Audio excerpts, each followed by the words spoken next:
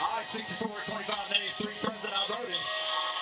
House Bill 7003, having received a constitutional majority, I hereby declare it passed without objection. The motion to reconsider is tabled. Lear Lambert, you're recognized. Lear Lambert, you're recognized. Thank you, Mr. Speaker. Will the rules be suspended for immediate introduction and consideration of H.R. number 22?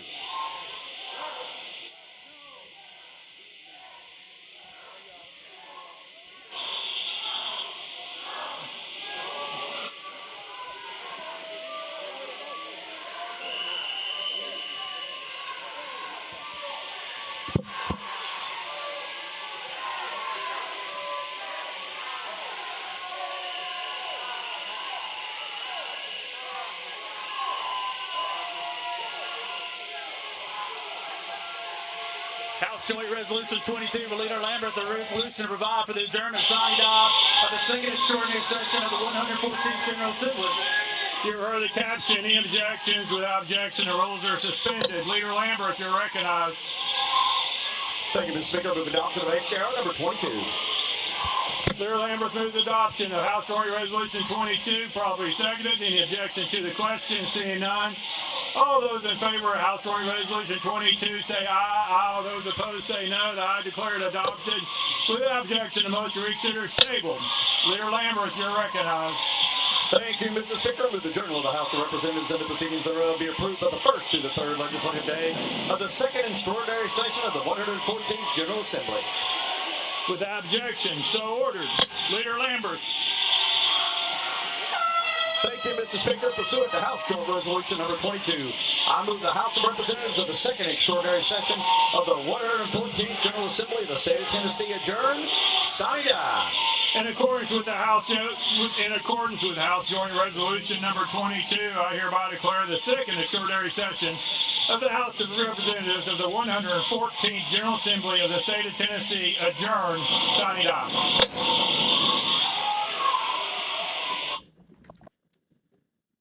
I hope you're having a better day than the Democrats in Tennessee, or actually the Democrats across the country. They've lost their minds. They have been caught. The bear trap, bam, snapped on them. It's happening across the country. I guess that, that maximum warfare stuff ain't working out for Hakeem Jeffries. And there's a guy I'm going to show you, Eraserhead dude here, who's going to be, prominent in some of the stuff I have to discuss with you today. As you watch this 20-second video, I want you to just imagine, you don't have to imagine, you just have to know that this guy is an elected official. He holds an office in Tennessee. This is what Tennessee has for an elected official.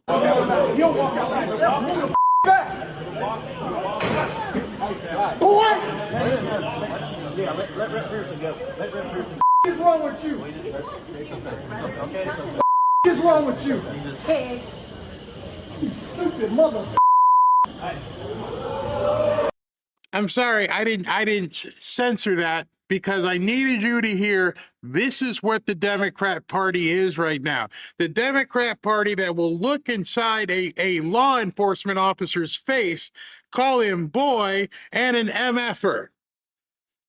So I'm telling you right now, with where things are headed, where they are going, you might want to gird your loins, make sure that you actually get some pew-pews and understand what's going on. So something big must be happening. I'm not really sure what's going on. President Trump was supposed to come on at 11:30 this morning. My plan was, you know what I'll do is I'll go ahead and record President Trump as he does the niceties in the Oval Office. And then in the niceties of the Oval Office, we'll go ahead and play it as part of the show. It is now 2:35 and he hasn't come on. So I don't know what's going on. SV just sent me something, just to bring it to your attention. It says, just in, President Trump confirms Brazilian President Lula has left the White House with Lula chickening out of the scheduled office press event. Just concluded my meeting with, and we can actually read the actual True Social post, just concluded my meeting with Lula Inácio Lula da Silva, the very dynamic president of Brazil. We discussed many topics, including trade and specifically tariffs. The meeting went very well. Our representatives are scheduled to get together to discuss certain key elements. Additional meetings will be scheduled over the next few months as necessary. So it appears, Nick, is this Nick or Eric? Nick says, our representatives, he just concluded and he's out. So I don't know if he's going to come on. It's 3 hours late. I haven't got the notification that anything is going to happen. If it does, obviously I will jump to it. I've got a 3 o'clock interview with Kevin Demerit from Lear Capital. And so if by some chance he does decide to come on by himself, I may have to pause it, finish the interview with Kev, and then get to it. Not really sure what's going on. All hell is breaking loose. It is absolutely nuts what's happening. So if the show seems a little disjointed today, it's because I'm standing by watching to see what President Trump, here, I can show you, because I always like to show you guys what my feed looks like. And this is the feed right now. And that's how it's looked for 3 hours. This event has not yet started. And now we're finding out it may never start, but that's what I'm looking at. So I'm not, if all of a sudden, boop, a picture would come on, I would definitely show it to you. So the thumbnail that I put up, the thumbnail that I put up earlier was in regards to some of the news that's been coming out in terms of, yes, the Democrats are already in cheat phase. The problem they have at this point is that the Republicans aren't meeting them the way they're used to the Republicans meeting them. When I say meeting them, I mean folding in front of them, kowtowing, bending on their knees. That's not what's happening right now. We're fighting back, finally, after what we saw the other day with Indiana, and now we're also seeing with, Tennessee and Alabama to follow. The Democrats don't know how to react. They are so used to, as you've been, I don't know if you've seen Obama running around out there, and Obama's running around out there going, I wish I had the Bush-Pence type Republicans. I bet you do. I bet you do. Those people bent over for you. In fact, they probably held on to their own butt cheeks. They didn't care. They sold us out. And the Democrats don't know how to fight this. And I've kept it here for poops and giggles, and I keep showing it to you, but I think it's important, even though some of you guys hate him, just to listen to what he said, because he didn't expect it to come back on him. We are in an era of maximum warfare. Everywhere, all the time. Everywhere, all the time. And now that should be our rallying cry, because I don't know if anyone's ever picked a fight with you. If anyone's ever come up and poked you in the chest and said, I'm going to kick your butt. Well, the Republicans in the past would get that poke in the chest and please don't hurt me. I don't want to fight. I'm not into fighting. I have to turn the other cheek and then turn it again. And finally, I am so happy, I'm so enthused that the Republican Party, or actually MAGA, many of you understand, no, not this time. You're telling me in advance that you want maximum warfare everywhere all the time? You're giving me the opportunity to get ready for your onslaught?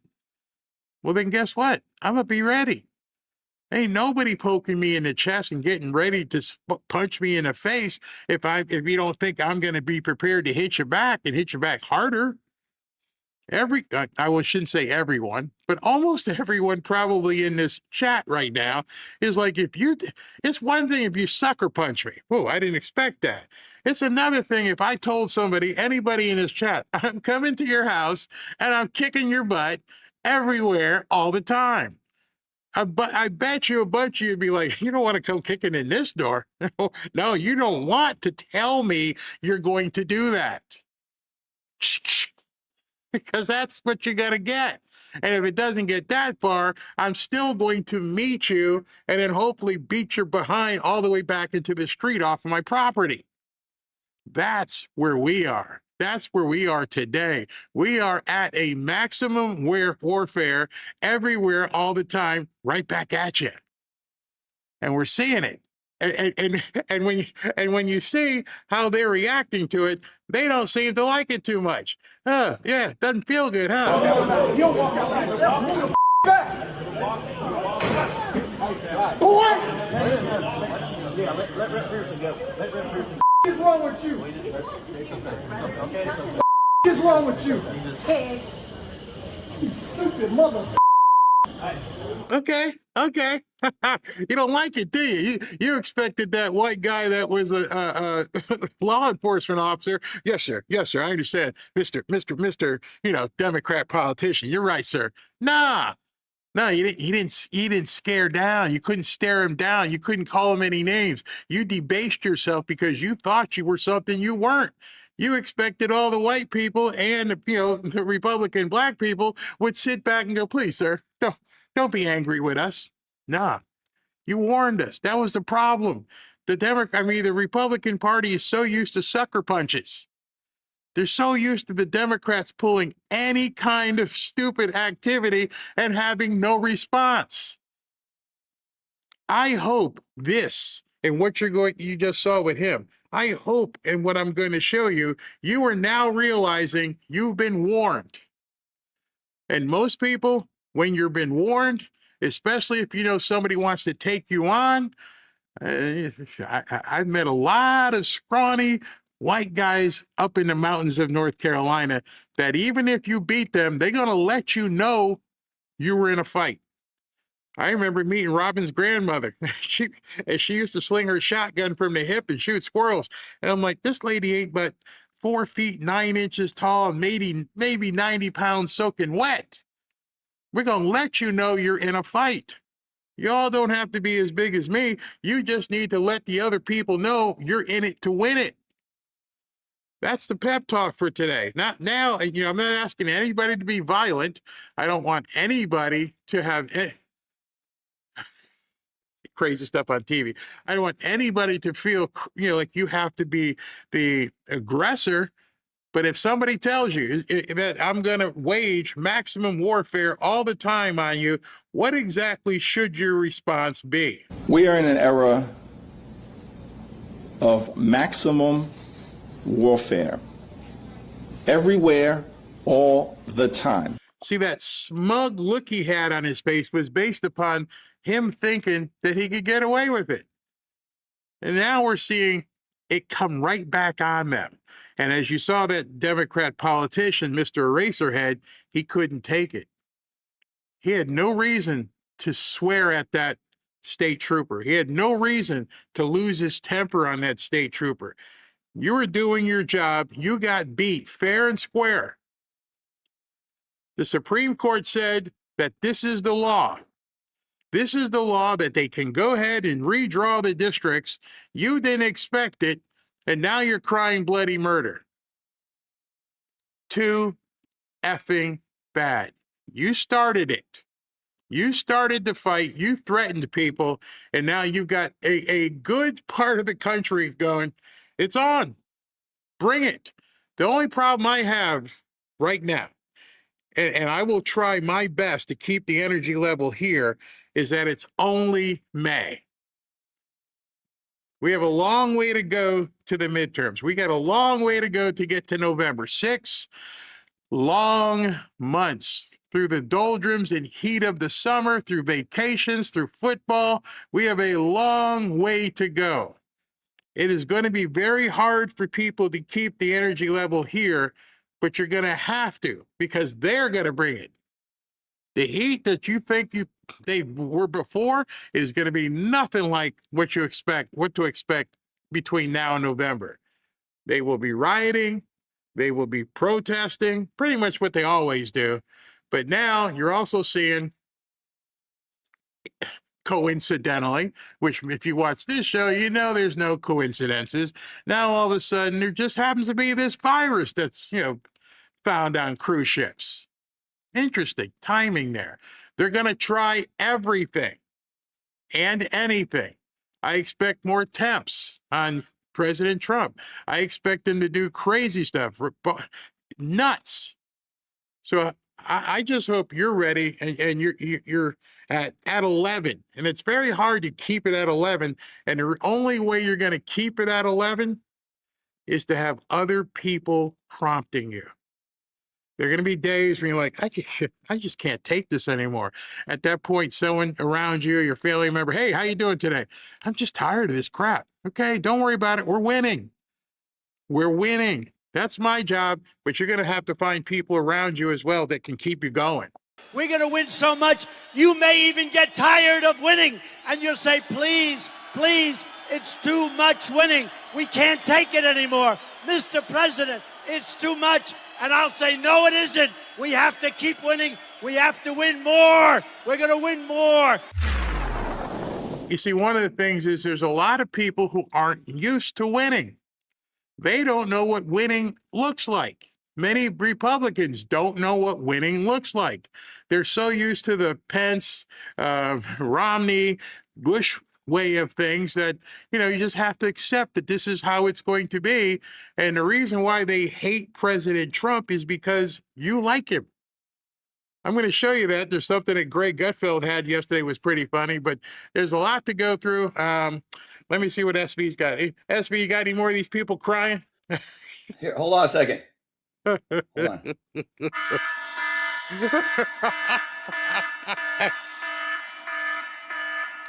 Oh my God. Or this one. Yeah, oh yeah, that's it. Call the ambulance. Oh, I sent you a 10-second clip on your X, but it's basically showing this lady on the desk.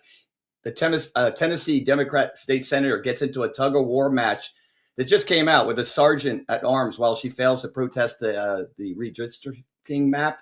Her banner says, "No Jim Crow 2, stop the steal." How did she get up on the desk, first of all? Hold on. All right, so he sent this to me. I see it, so you got to see it. This is it. It says a livid Tennessee Democrat state senator gets into a tug of war, an actual tug of war with the sergeant at arms in Tennessee while she fails to protest the 9-0 redistricting map that has successfully passed. Her dumb banner reads, "No Jim Crow 2.0, stop the steal." And it says they're powerless. I want you to focus on it. They are powerless to stop the restoration of fairness. And there she is. How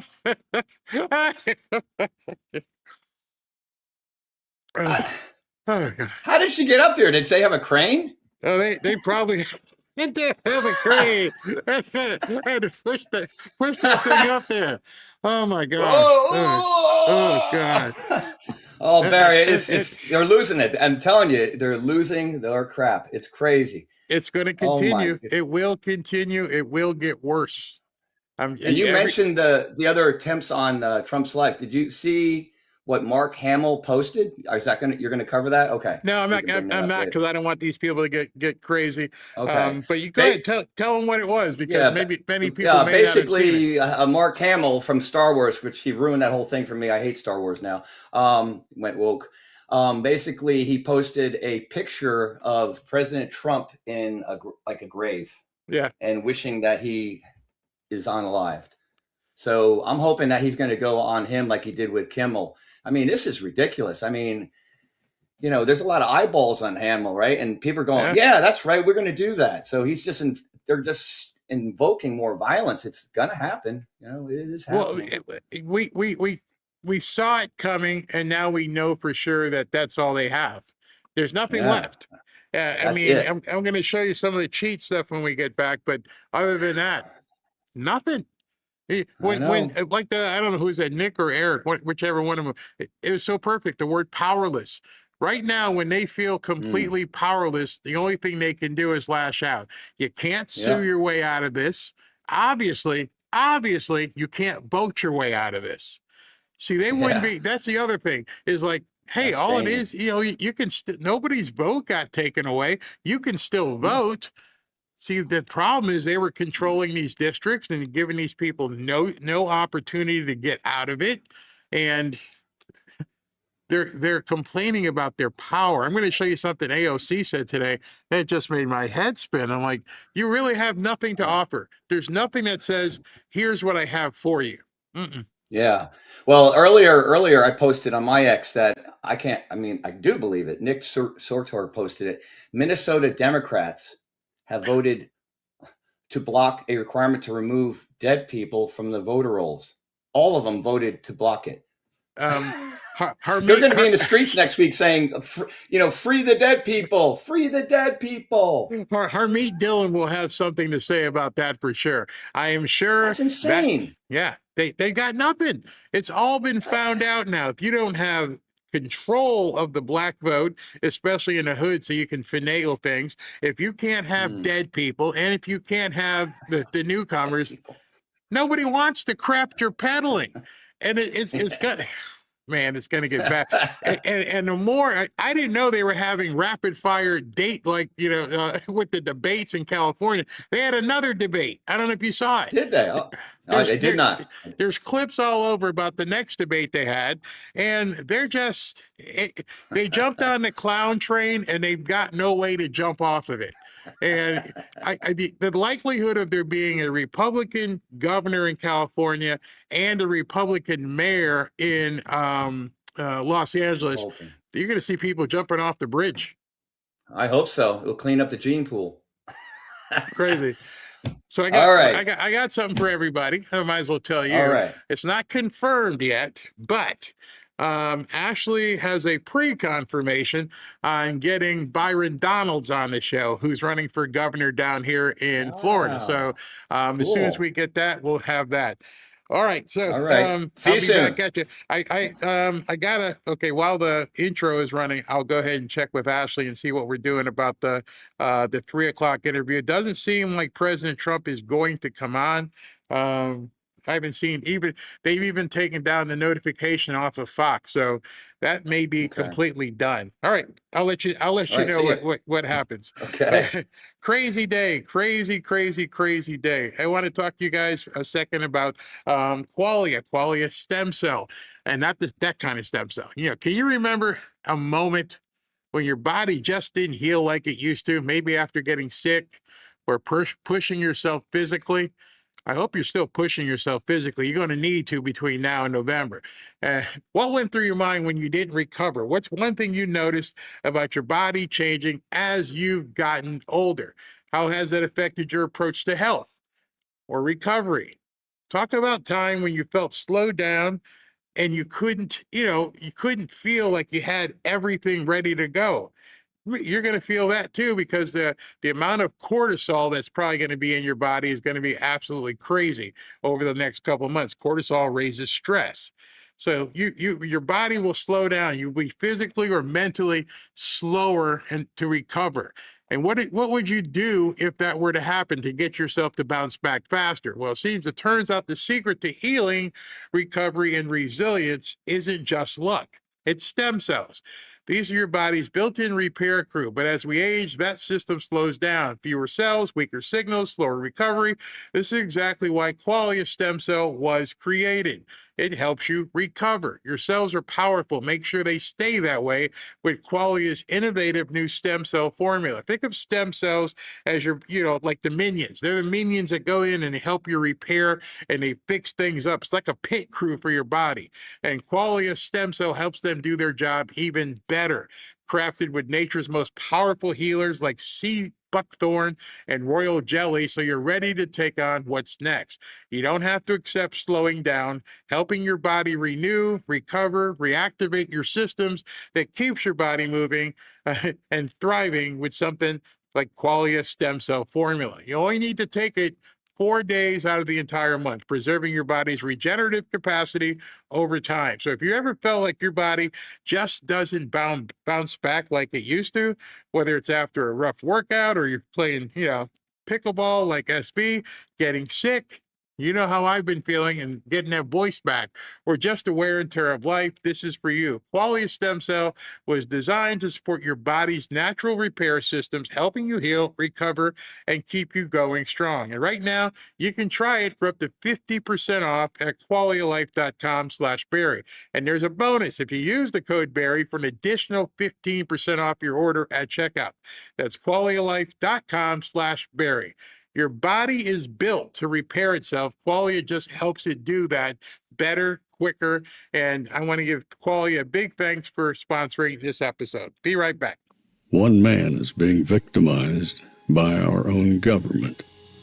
One man whom they fear, yet whom millions love. One man who is willing to take the poison arrows of lawfare. One man whose voice has been taken away by a corrupt judge operating in a corrupt system. One man who has been ridiculed and insulted. One man who refused to back down. One man who refused to back down. One man who refused to back down. One man who stands between us and them. One man that wants to see America protected again. One man who wants to see America prosper again. One man who understands that a man is a man and a woman is a woman. One man who understands and protects the blessing of life. One man who wants to restore American exceptionalism. One man who once again wants to make America that shining city on a hill for all to see. A place where all the people of the world glowingly set their eyes upon. America. One man who unashamedly wants to make America great again.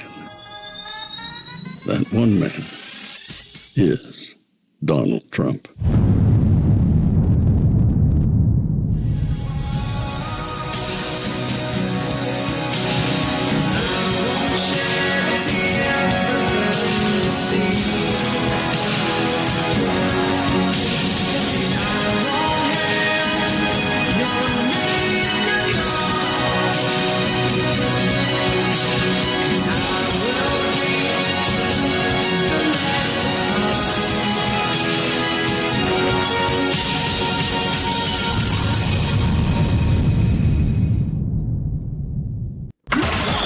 This is Fanfare with Barry Cunningham.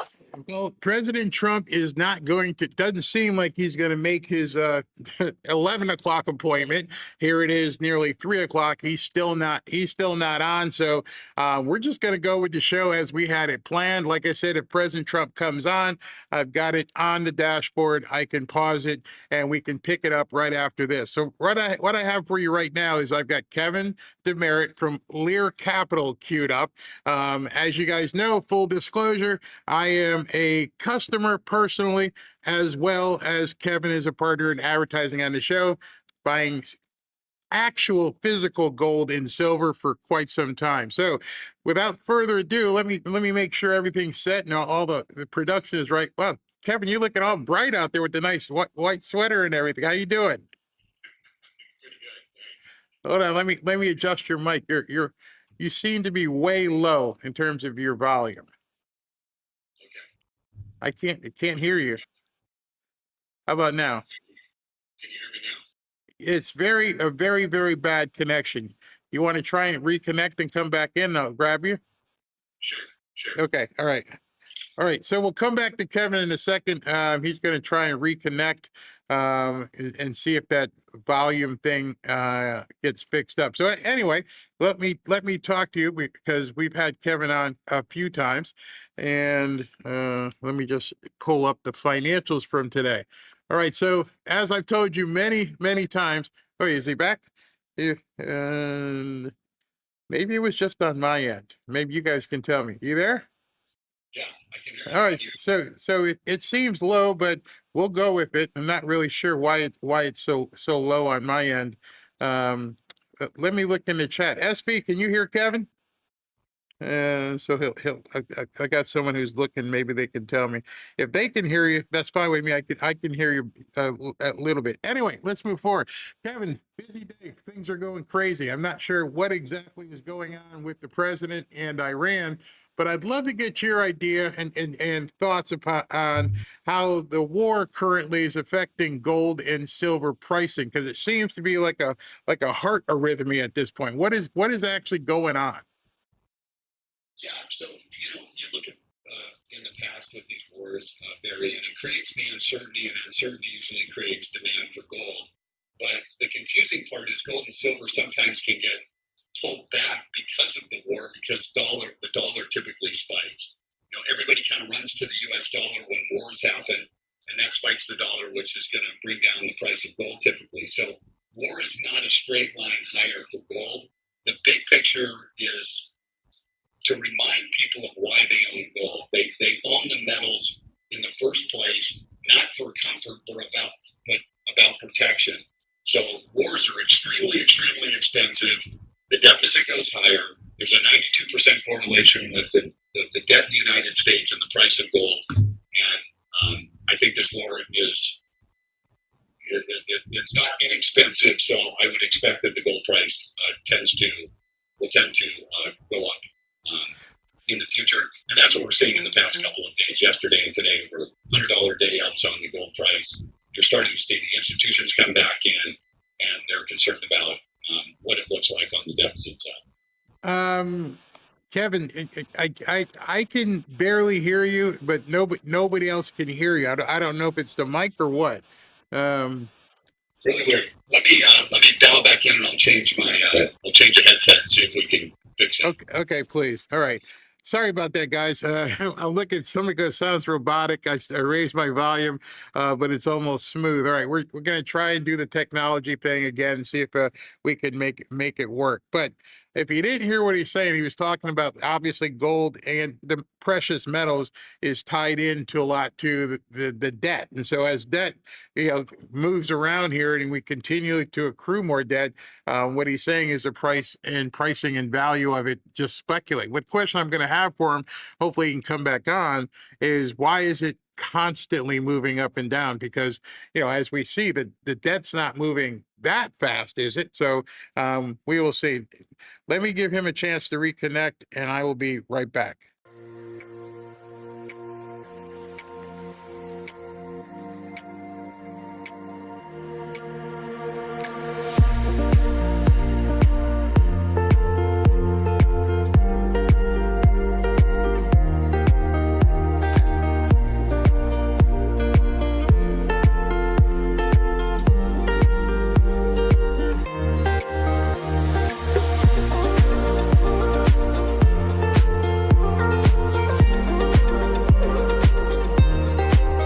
Kevin's back. Hopefully this time everything goes better. We can actually hear what he's saying. Oh, I can see the levels already. Wow, that's a big difference. I can hear you. Say something. Had to go back to the old style. Yeah. Okay, we got you. All right. So I had asked you, why is the war causing so much fluctuation with the pricing there? I mean, it's like, and it's almost seems crazy because something will come out good in terms of Trump will say something and oil will drop and the metals will spike. What causes that quick response in that regard? Yeah, it's a great question, and it's counterintuitive and confusing to most people. When you believe there's going to be bad things happening from war, a lot of countries, including a lot of people in the United States, will rush to the US dollar because that's the currency, that's the world's reserve currency, and that's where people want to be. So they'll rush to, the 30-year bonds, 10-year notes, things like that. That's going to push up the dollar and it's going to push down gold. So it's a little counterintuitive. What happens over the long term is, as wars drag on and the amount of money spent on those wars, that's where the gold price skyrockets. So think of it in the short term, it may be negative for gold. In the long term, it's very positive for gold because wars are extremely expensive. and there's a 92% correlation with the deficit or the debt in the United States and the price of gold. So you're going to see the debt go up from this war. Absolutely. It costs billions of dollars a day to run a war, and the gold price will follow in the long term. But in short term, you're going to see the ups and downs. Now, the longer that oil trends up, does that mean gold will still be? I guess the question is the volatility. I mean, I understand what you're saying. One will cause one to go either up or down, but why so much daily volatility?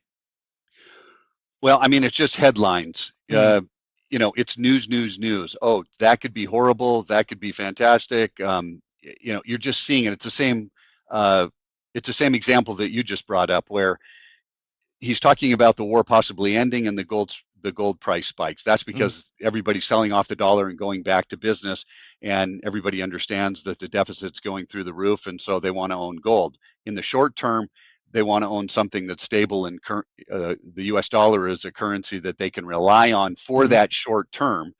Over the long term, not so much. So short-term trading, I mean, there's people that make money with it, but it's really not that consistent. So I don't really worry about what's happening on a daily basis. If I look at the price of oil and I think the price of oil is going to stay near $100 a barrel or $80 a barrel, it's higher. Gas prices are higher. That's inflationary. I want to own gold. So on the dips, I'm a buyer. All right. Okay. So precious metals, whether gold or silver or any of them, they're not supposed to be like day trading. It's not like jumping into a stock and jumping out of a stock.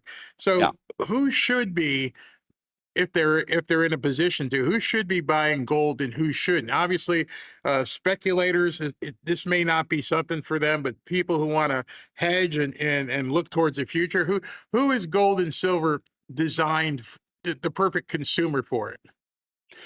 Yeah, I think the people who should consider buying are, you know, people who think in years, not days, people who are concerned about inflation, dollar weakness, debt, political instability, you know, the market volatility and overvaluation possibly in, you know, some of the markets, you know, some parts of the real estate market and some parts of the paper markets look like they could be overvalued. I think retirees or near retirees that want diversification and something extremely stable and not speculative. And I think people who understand metals are a hedge and not a lottery ticket. Because if you're buying it as a lottery ticket, I would say, you know, move along. It's not how you should buy. The people who shouldn't buy, Barry, are, you know, anyone trying to get rich by Friday, anyone who uses rent money or grocery money. Okay, look, you can't do that in any investment. And anyone who wants income or dividends or interest from gold, we don't supply that. So that's not what we do. What I like to say with gold is, you know, gold and silver are not day trades. They're sleep at night assets, right? You go to bed, they're going to be there for you. You wake up and, you know, you're not going to get too surprised usually in the metals market about what you're going to get over a, you know, 5 or 10 year period. You know, one of the things that I tell people a lot is in terms of the actual physical gold, not those certificate things, is what the difference is. We've had questions, and I'm sure there'll be questions today about the liquidity. I want to sell my gold or silver, and there's a lot of people running around on X right now telling people it's not liquid, and there's something about you can tell me what the premium versus the spot price or something like that. Can you explain what the heck that's all about? Yeah, so a couple of things. First of all, gold and silver are some of the most liquid assets, you know, on the planet, right? I mean, you can take gold anywhere in the world and have a price for it in a sale. You can't do that with real estate. You can't do that with, you know, just about anything, even diamonds, right? They have to reassess them and all sorts of other things. So when the market was spiking extremely high, then the spread on the buy and sell was fairly large because you had speculators that purchased it low, it went up, they were selling, and so there was a spread on the market that typically is not there. But you typically don't see the price go from $3,500 to $5,000 an ounce in a very short period of time either. So, you know, that had something to do with it. As far as the spot price and the premium that you pay on a coin, there's two parts to it. Number one, there's a premium that the company that you're buying from is a commission or a premium, they call it, and you have to understand what that is. on our invoices for everybody who purchases, we tell you on the phone what that premium is or what the commission is, and it's on the bottom of the invoice. And you have 24 hours to look at that invoice and cancel the transaction for any reason whatsoever. So we try to be as transparent on our fee or premium as we possibly can. And then there's a premium that the wholesaler or the government charges. So if the spot price today on an American Eagle or the spot price of gold today, I'm making up a number, is $4,500. The US government charges us 2.5% to 3% for their fabrication fee, and they call it a premium. So that's the cost of taking a 100-ounce bar, turning it into a round planchet, and then hitting that and creating an American Eagle. So that's what they charge us. And then you get some of that back when you sell the coin back into the market, right? Because I have to buy the coin at that premium anyway, so you're going to get most of it back. So there's premium for rarity. Rare coins have big premiums like art does because there are not a lot of them out there. So there's premiums for rarity. There's premiums from the government, and then there's premiums from the people that sell you the metal. If you understand what the premium is from the person you're purchasing from, and you understand what you can sell it back for, that's where most people should understand, because that's the real premium you're paying, right? On a rare coin, you might have a 1-ounce coin, but it's worth $10,000. If you buy it for $10,500 and you can sell it back for $10,000, well, you have a $500 premium there. That's where people need to understand. But I know that you're probably bringing up, there's a couple of stories by, Tucker Carlson out there talking about, oh, geez, this happened and that happened in the industry. And at the same time, he starts his own gold company while he's beating up everybody else. And I'm scratching my head saying, that's gotta backfire. I mean, I was wondering, I said, I didn't know if you had followed it. I'm like, I wonder if he knows about Tucker Carlson. Yeah. Oh my gosh. I was reading this stuff and people are asking me, and I'm like, listen, I could literally take this thing here to any pawn shop anywhere around and go, give me cash. And they would buy it. And what's this one? This one's an eighth of an ounce. I mean, it's the size of like a tenth of an ounce. Yeah. It's a tenth of an ounce. Okay. Yeah. So, it's crazy. I was reading it and I'm like, how do I explain it? Like, Kevin's going to have to explain it himself, because he went out and decided he was going to start his own gold company. It's crazy. So something's happened in the last, I say 4 or 5 days, and it's already got people going crazy. What happens, or what would you think would happen if this hantavirus thing or whatever it is drives people crazy to the point where they're going to lock themselves in houses? Will that affect the markets at all? Well, I'm sure it will. COVID, I mean, I would just look back at COVID and say, what happened? I mean, the stock market absolutely crashed. I mean, gold went through the roof because everybody was like, hey, look, if we're having to go back and use real money, then we kind of need some real money. So we have a lot of different people. I like how you said that, real money. Okay. Yeah. It's been money for 5,000 years. So that's kind of where people are probably going to go. Yeah. So if I had to guess, I would just use COVID as the roadmap to what to do if we have another virus out there. And we will. I mean, these viruses have been around, and it's going to get worse and worse. We just have more and more people, and it spreads faster. So you're probably going to get more of them. But look, some of these things, from an investment standpoint, I hate to tell people, geez, run out and buy a bunch of gold because this virus may or may not happen. What I do know is the governments around the world are spending a lot of money over and above what they're making, and deficits are going through the roof, and usually that's pretty good for gold. And the central banks are buying at record amounts for the 4th or almost 5th year here now. Those are reasons to own gold, but these short-term headline reasons, you just be careful. Not you, but the listeners, be careful on why you're purchasing, because if it's for a day or a week, it's a wrong thing to do. You want to purchase gold for a 2, 3, 5, 10-year period.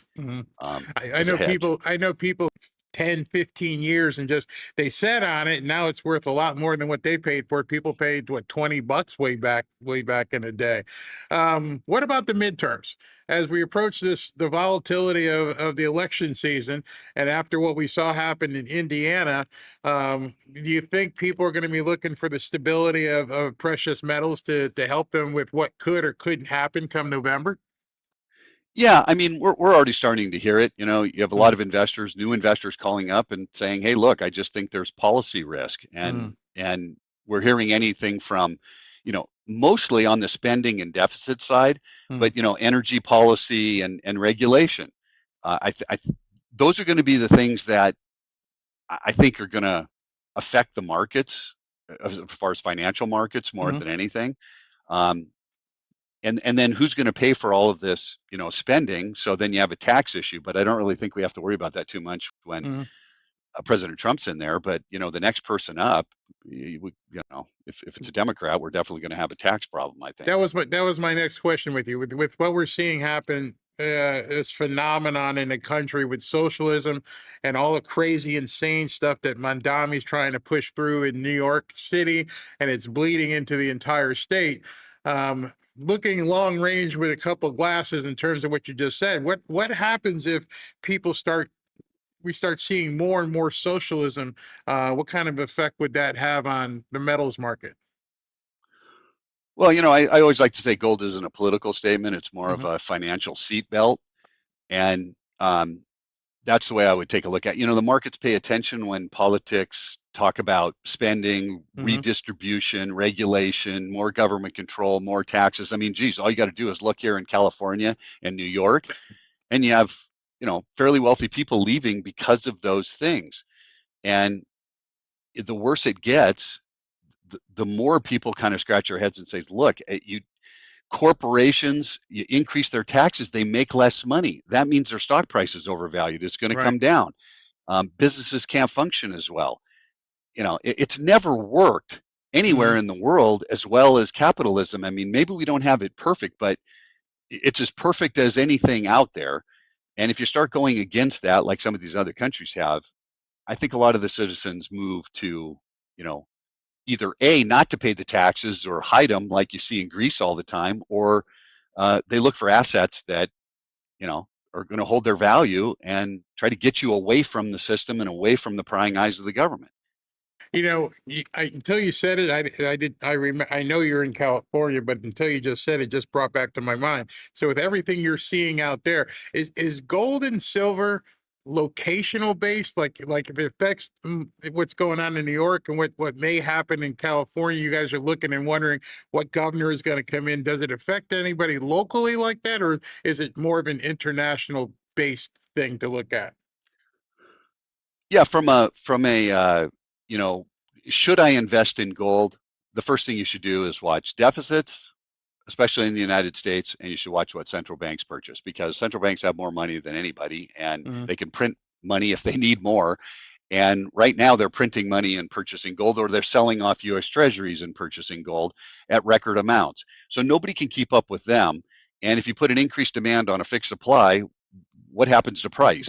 It's going to go up, and that's exactly what we've seen over the past 20 years, even the past 5 years. So those are the things to watch. But then, very exactly what you've said, you know, these large states start to change tax laws.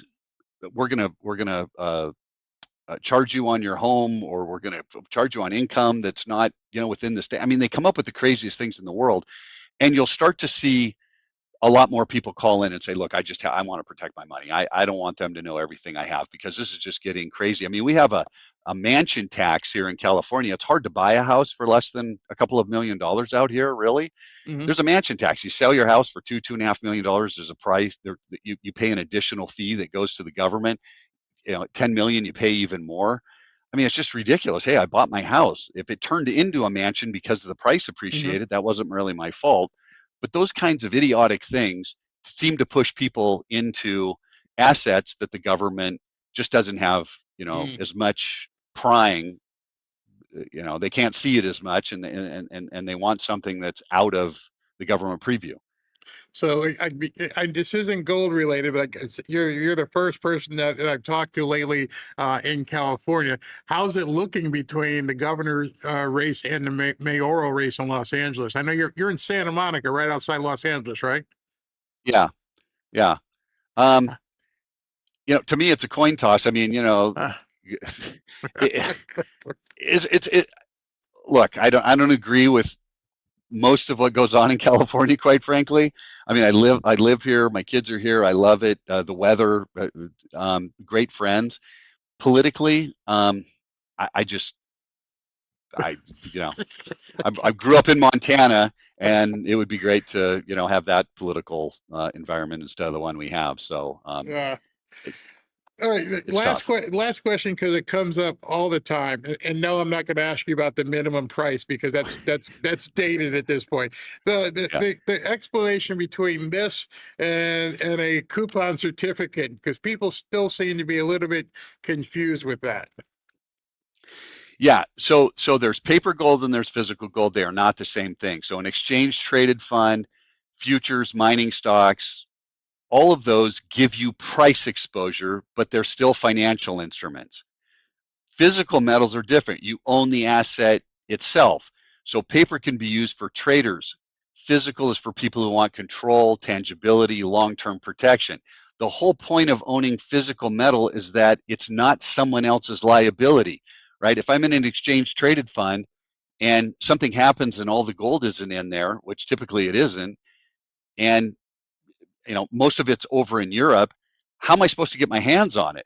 And if something really bad happens and that bank goes under, do I get my gold, and how long does it take? You don't have to answer any of those questions if you own the actual physical metal itself. So the way that people should think about this is paper gold is a price, physical gold is your property, because in a crisis, the question is not what your statement says, the question is what you actually own. Can I put my hands on it? Can I go sell it? And that's and also nobody knows I have this. You know what I mean? Correct. That's the other part of it, because it's right there with its friends. Kevin, Yeah. let me just see if there's any comments in here. A lot of people are like, at least get a 1 ounce Lady Liberty. I don't even know what that is, so they're just telling me. Fraud. Last question. Fraud. Again, I would think that people who are worried about fraud in a government, that just goes back to what you're saying. That's spending, and then more spending. The protection against that is, and like you said, a real dollar, real actual money. So I understand that. So I'm looking to see if there's any questions. I know you got to run. Let me know what do you guys have available at Lear for people who might want to begin to educate themselves to get in. Yeah, no, we have a great new special report that's coming out, and we're talking about the deficit because I think that's what we're hearing from a lot of investors. So like, what's going to happen to the dollar, and what do you think that's going to do to the value of gold? And like I said, if you read this information and you realize there's literally a 92% correlation, then with high probability, to the extent that we can get there, that's the trend that the gold should follow. And that's the exact trend that it has followed. So a lot of people are just saying, hey, can you update that so I can see where the price of gold and the price of silver could potentially be? That's what we've done. And I think that's going to be the most important throughout the rest of this year, especially with the midterms and everybody kind of talking about, how much spending is going on, not only here, but around the world. So that's something I think people, if you want to forecast on the price of gold, not for a day, but over the course of the end of the year and beyond. And then we also tell you where some of the other companies are coming in with the price of gold, not in the gold industry, but Goldman Sachs at $6,000, Bank of America. What are those other guys thinking, and where are they coming up with their projections? And that'll give people a pretty good idea. Hey, is this a good idea for me to get in at today's price if this is where the price would be here or in the next 2 to 3 years? So we're going to have that done actually tomorrow. So anybody who calls in and asks for it today will wait to ship out your package, and we'll include that in your information. All right, Kevin. Somebody asked, do they not sell the 1 ounce gold coin anymore? I don't think anybody's selling a 1 ounce gold coin. Everybody's selling a 1 ounce gold coin. We got American Eagles, Maple Leafs, Australian. There's 1 ounce. We have 1 ounce coins in bars, thousands of them. So if you want one, call in. We're happy to place one for you. All right, Kevin. Thank you. My lawn guy is out there buzzing, so I'm gonna let you go. But thank you very much. If you guys want to get a hold of Lear Capital, right there, 800-601-5430 or learberry.com. Kevin, good luck out there in California, and we'll talk to you very, very, very soon. Thank you. Okay. Thanks, Barry. Bye-bye. Oh, and that microphone, not the other one. He's already gone. All right, everybody, be right back.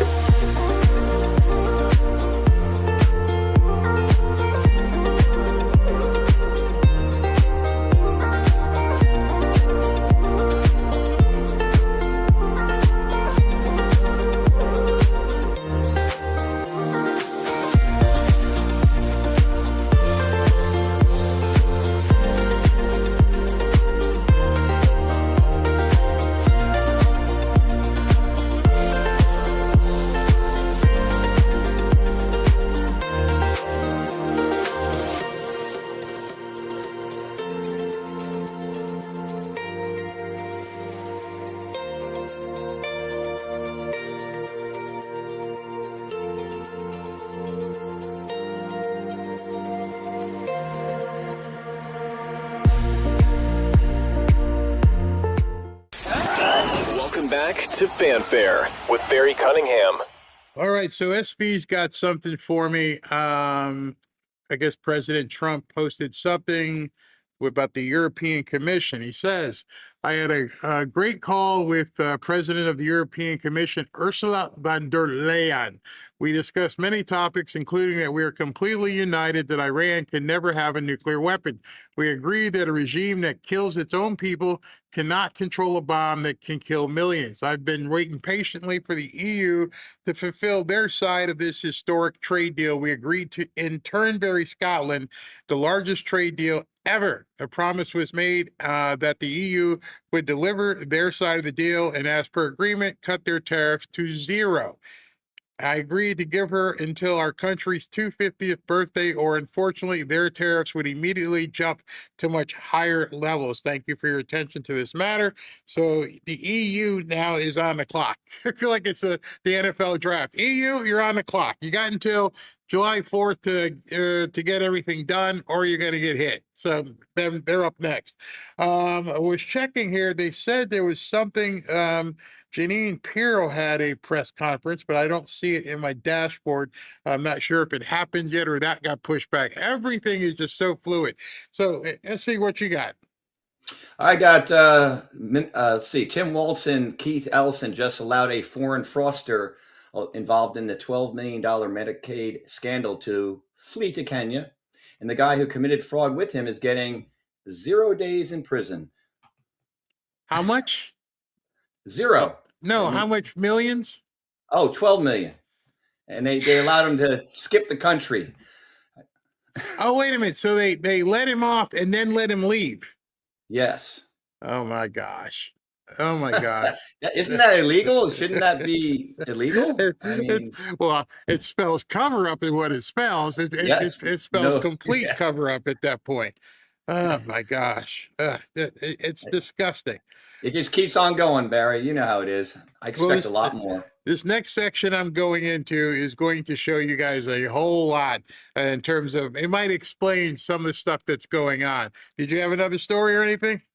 I sent something to you. It was another short video. Let's see here. Can you see it there? Are they screaming again?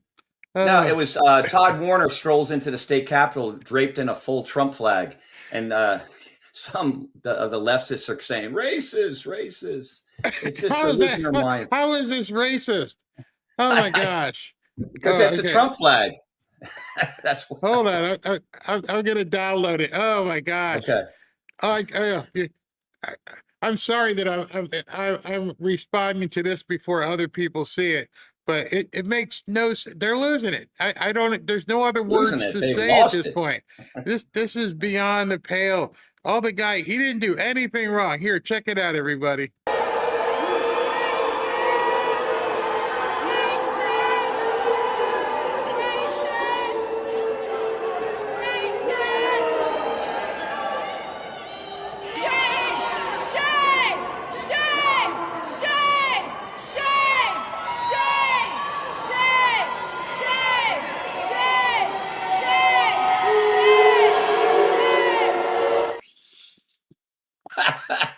Hey, Barry, I'm kind of seeing that bell, the bell. Ding, Oh my God.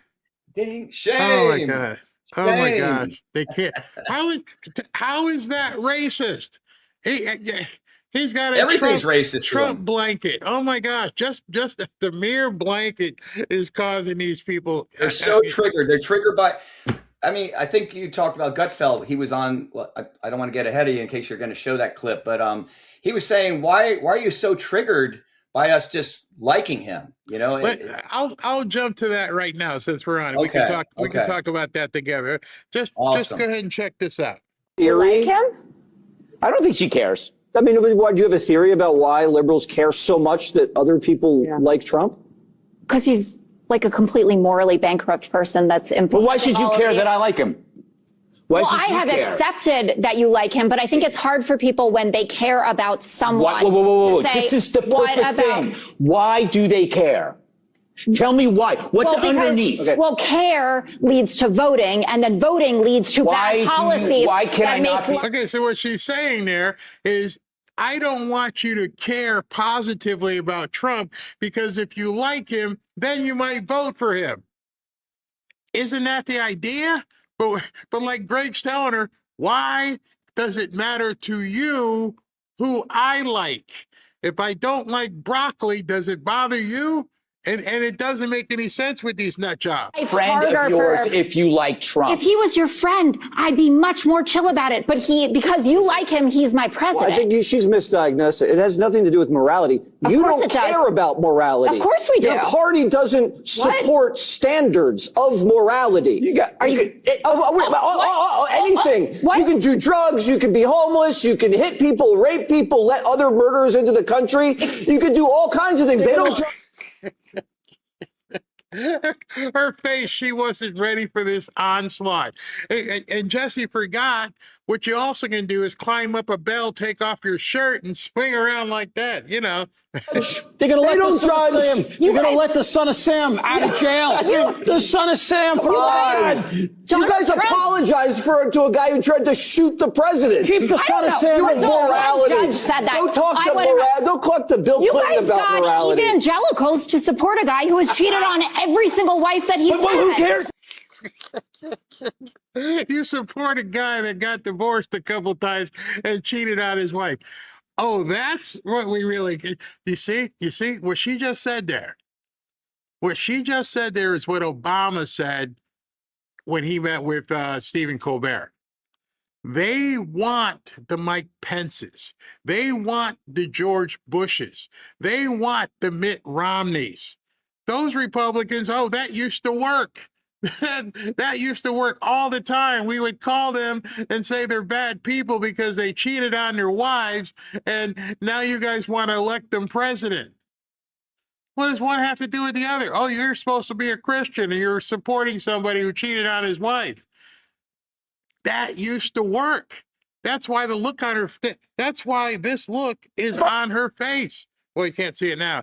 It's shocking. What do you mean it's not working anymore? I like him. I said I don't care. I have accepted No, but why do your peers? I'm doing it, Scott Jennings. Get your finger out of my face. Why do liberals care that we like him? It's because they cannot get themselves emotionally out of the way, and it bothers them. They know that they might be wrong. The sunk cost of hating somebody because it has electoral consequences. Not everybody thinks that way. Oh, I don't. We don't walk around and go, "What's the polling say? Well, What's the electoral college?" You see, Greg hit on something there that they do. That is how politics has been almost forever. What does the polling? Oh, the polling says that this is bad. Never mind the fact that the polling people, as you just found out, are completely full of crap. You guys remember me talking to a certain pollster, and the thing I said is should reverberate in your mind. And that I said to him, how do you know what's going to happen tomorrow? And I asked him like 2 or 3 times, and he got flustered. And that's pretty much what you don't know what's going to happen tomorrow. The polls mean absolutely nothing with this guy because they're using it based upon the model of before. The model before was it was this giant ship that took forever to turn around. So you could pretty much say this ship won't be able to turn around in time. If it's heading this way and there's a bridge in front of it, it's not going to turn fast enough and it's going to hit the bridge. And so you could try and move the wheel and yank it and everything else so it hit the bridge. That's what the Republican Party was, a slow moving monolith. And now President Trump, with a tweet or a Truth Social, boom, can blow everything up. And so just think, just remember, all the way back when I had my interviews with the guy from the Polston Company, how many things happened that nobody had in their crystal ball and how they continue to happen. Nobody knew that, well, somebody did, which I'm going to show you here in a second. Somebody knew what was going to happen with the redistricting. Actually, there were probably 9 people who knew. Just remember that. I'm going to come back to this. But most people don't know what's going to happen tomorrow. Nobody knows what's going on today. Why did all the meetings get canceled? As I look here on my dashboard, it still says not started yet. It has said that since 11 o'clock this morning. Why isn't it started? Why did he not come out? Nobody knows. So how can you poll on it? We don't know if they're getting ready to bomb Iran again. Nobody knows. So how can you poll on it? We don't know what oil is going to happen. Is oil going to go up or go down? Nobody knows. So how is it possible? Oh, wait a minute. Didn't something just happen in Indiana? Did anybody realize Indiana was going to smack the Democrats? Did anybody know before today that people would be running around in Tennessee losing their minds? The polls have been exposed. The Democrats running the same old game, thinking they're going to get the same result, and it's not working. And the biggest, I would say the biggest thing you have to understand that is when this dude made this statement, he was serious. He thought he was ready to do what he was saying here. We are in an era of maximum warfare. Everywhere, all the time. Only way you could make that statement with that smug look is if you thought that big monolith was not going to be able to move and respond. You didn't expect it. For those of you, I'm pretty sure this woman didn't expect the monolith to turn. Our democracy. This is a violation of the Constitution. It is. It's a violation of the Constitution. I'm out of order, but y'all are doing illegal. Representative Persons Mullica has waived closed. The question now recurs on final passage of HB 1D. The clerk will unlock the machine and the members will proceed to vote. Have all members voted? Have all members voted? The clerk will lock the machine and announce the vote. 83 yeas, 28 nays, Mr. Speaker. Show the bill passes. Read the... They're used to doing stuff like that. They're used to being petulant children. Everybody's a racist. I'm going to scream in a megaphone. And it used to scare politicians. Something happened. Something has happened, and I'm going to say this, something has happened with the white politicians, the white Republicans. I don't know what it is, but they grew a spine. They used to be afraid to be called racist. No, don't call, I'm not a racist. And now they're like, vote, let's go. We do it. Hit the button. Let's do it. I love it. The maximum warfare has backfired. Now we, are doing maximum warfare. And they can't take it. They're powerless. They have no response. And then, earlier, I showed you what happened in Tennessee. Where's that video? I think I still have it in here. Yeah, here they are, storming out of the thing.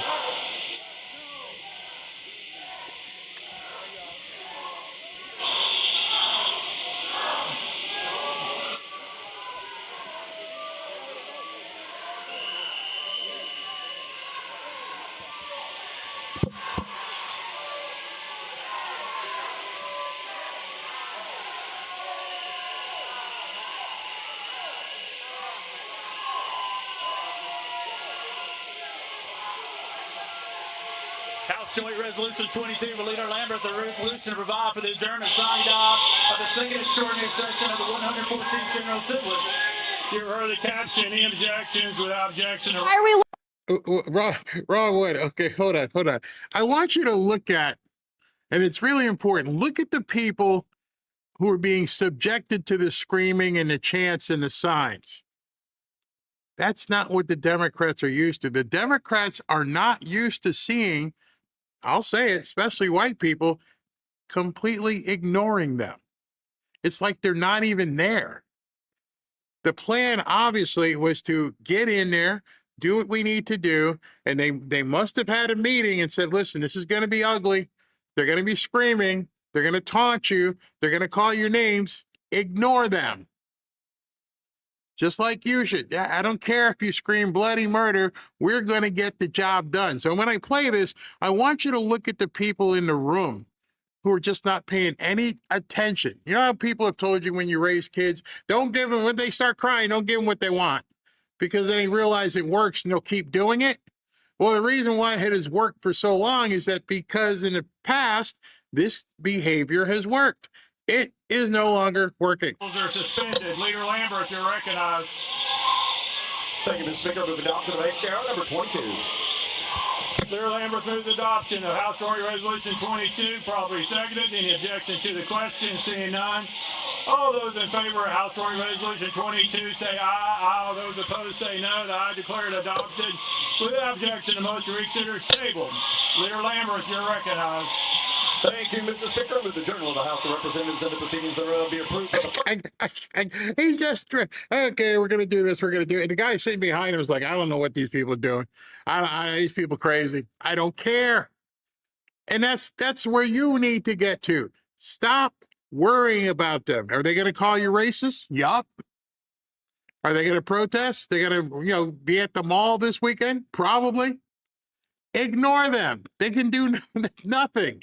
Because one of the things these people for sure are, no doubt about it, these people are cowards. I'm going to tell you that because as you saw earlier, and let me show you this again, this guy was playing a fool, but he knew this white guy has a gun and he has the power to lock my ass up. I might call him names, but I'm going to keep moving.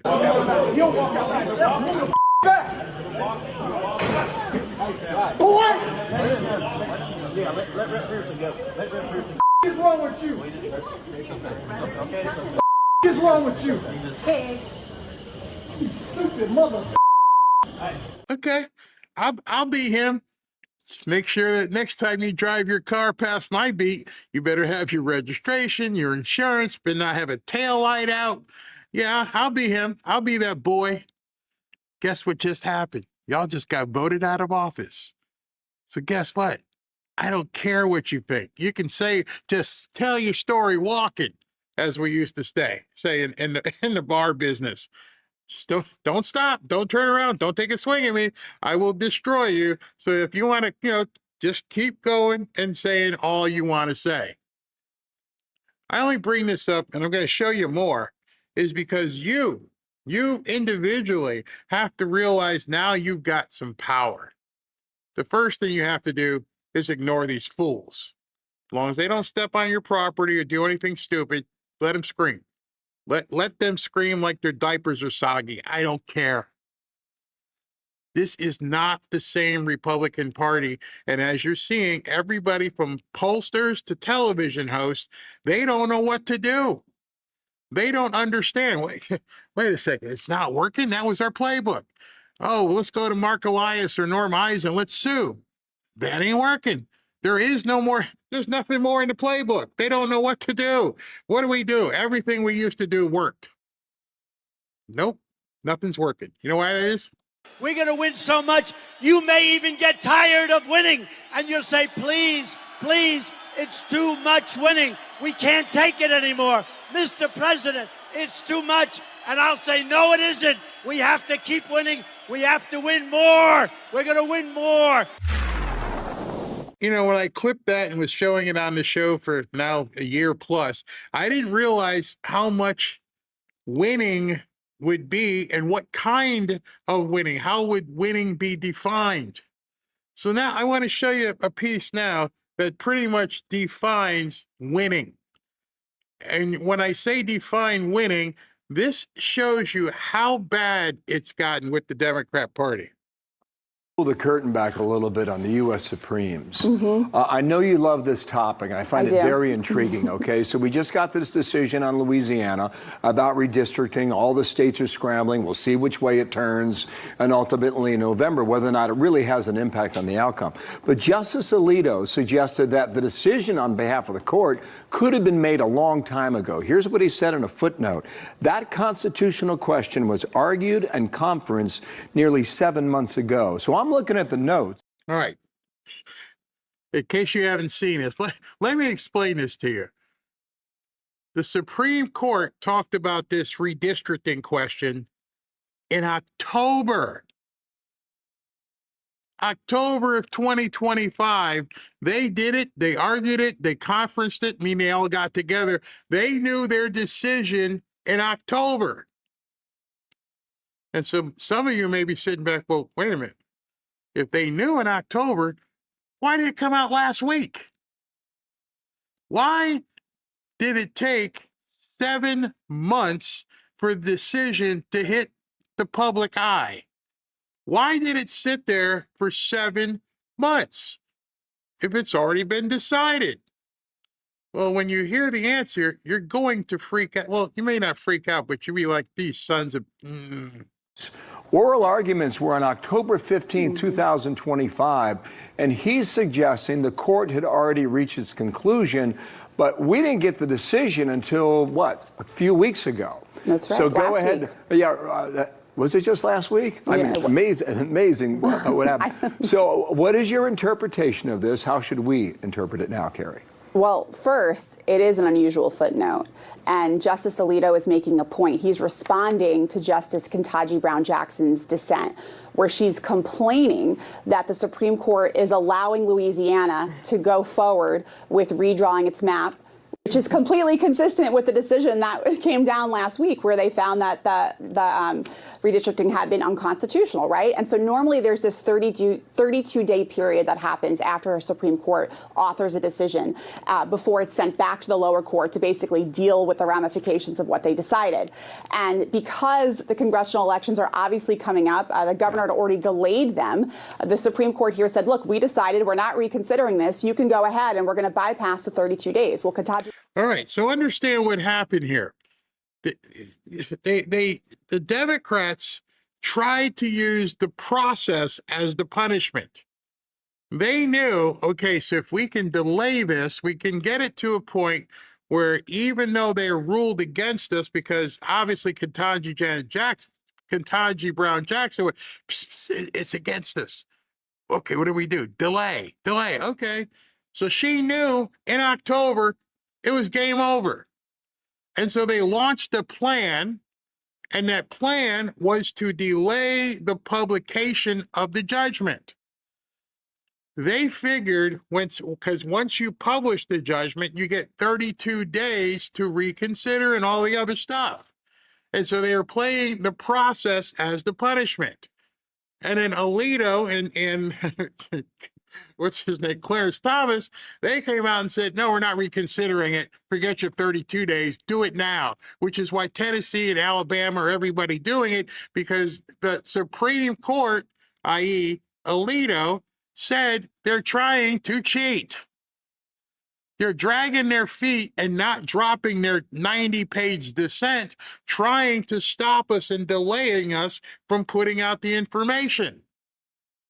And so now the cheating, which it has been going on, is all the way up to the Supreme Court, where they've got these liberal nut jobs who shouldn't be justices, who are trying everything they can at their level to delay the bad news, make sure it doesn't get fixed in the midterm, so everything will be okay. And the Supreme Court, Alito said, quit playing games. We know what you're doing, and we're not going to do the 32 days thing here. And so, bam, now you're seeing why they're running wild in Tennessee. It's because they can't stop it. They spent every bullet in the, well, I don't want to use that analogy given what's been happening lately, but you understand. Brown Jackson is very upset about that. And so Justice Alito points out in that footnote, hey, as a reminder to you, and by the way, the world, we decided this 7 months ago. So the question is, why did he put... See, now, the earlier thing that they showed was that they conferenced. And when I heard her say that, I was like, wait a minute, it was already decided. It's been a fait accompli. It's been done. It's over. We're going to just make sure this doesn't happen. So it was already completed, and she slow walked it to try and get it to butt up against the midterms. In there. Good question. And we don't know, but there are two possibilities, right? One could be that the liberal wing of the court, who did not agree with the majority in this decision, were slow walking their dissents. Unfortunately, perhaps in an attempt to impact the upcoming elections.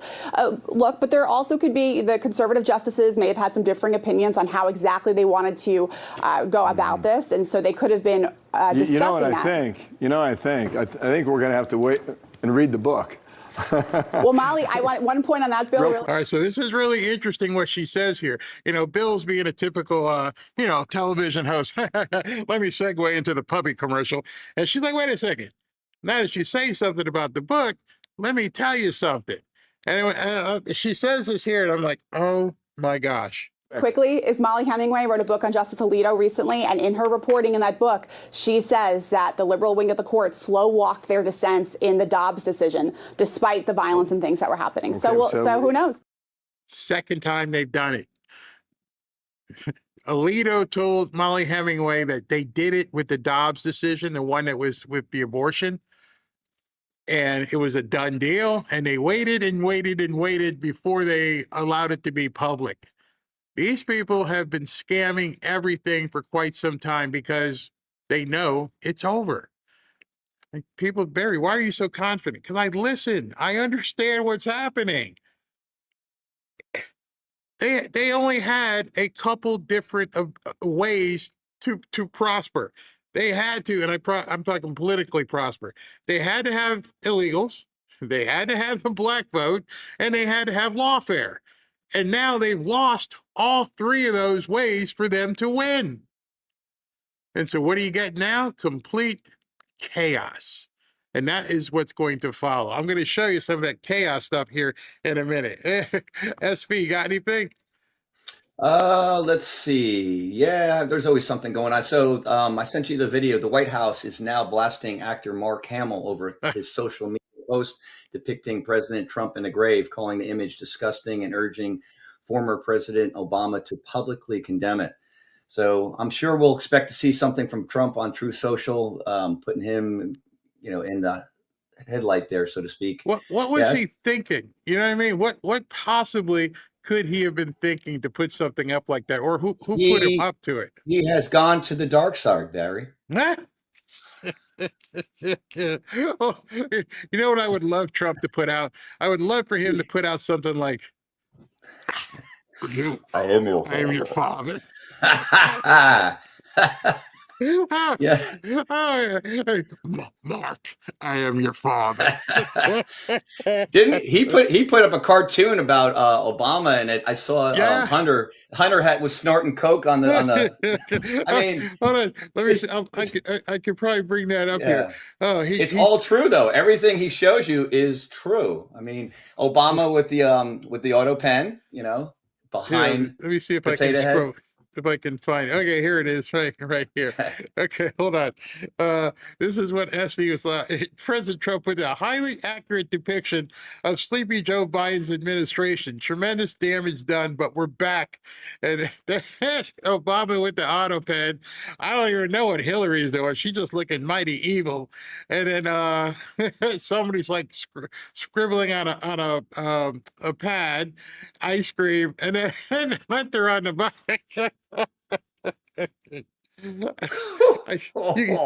You get the feeling. You get the feeling that he has not one F to give anymore. And zero left. That's another thing that the Democrats have not ever run into.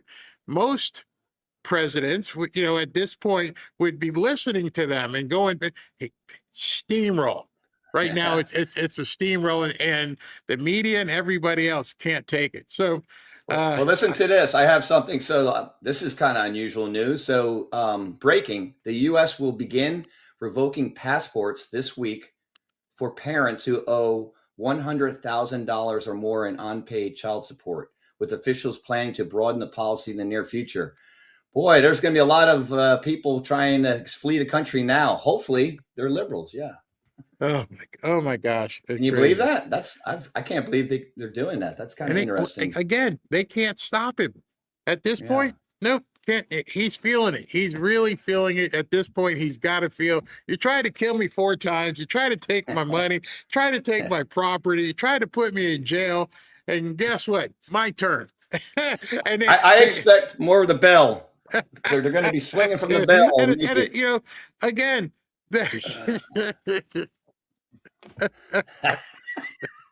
I can't unsee that now, Barry. You messed me up. Oh gosh! The dig down. Oh, wait a minute. Something's playing in the background. Is that you playing a video, or did I click a video? I must have hit a button somewhere. Yeah, not me. Where is that? Hold on. I hear a video in my ear, and I don't know where it's coming from. But I know what it is. I know. I don't know what it is. Where the heck is that video noise coming from? Well, you were on True Social, so maybe something popped up on the comments. Oh no, it was on X. I had X on, so that was coming. All right, let me go to this next segment. It's going to be soon. It's going to be kind of rough. It's going to be kind of rough for some of you guys. All right, so let's take a look here. Is it true that folks are stealing? They're stealing everywhere. Because when you cut jobs in people's communities and folks want to figure out how do I provide for my kids? You kind of conflated that, bud. The word provide doesn't mean stealing, but, let him roll. Or if I can go to a store and steal a loaf of bread. Is stealing right? No. But what's wrong is first-degree corporate abandonment. All Greens should be charged with first-degree corporate abandonment. Yes. It should be a crime the way they're treating our elders. Yes. Okay, so what you're watching here is people in the community are upset because the theft has been so big at Walgreens that they're like, we're done. We're closing the store. You people can kiss our rear ends. We are not going to have this kind of theft on a daily basis. So instead of whoever this guy is coming out and saying, hey, listen, we need to make sure our people don't act like hoodlums. Nope. That's not what he's saying at all. He's saying it's Walgreens' fault. It's corporate abandonment, which I never heard of before. And I'm offended as a black person that he would be saying this in public instead of looking at the knuckleheads and people who are stealing. Oh yeah, I know it's stealing, but no, there's no but. That part has to be eradicated. You want to have commerce in your community? You need to fix the way the people think. It's a crime the way they're treating our families. Tell me about Defend District 9. What are you doing right now? Yes, we want. You recognize him?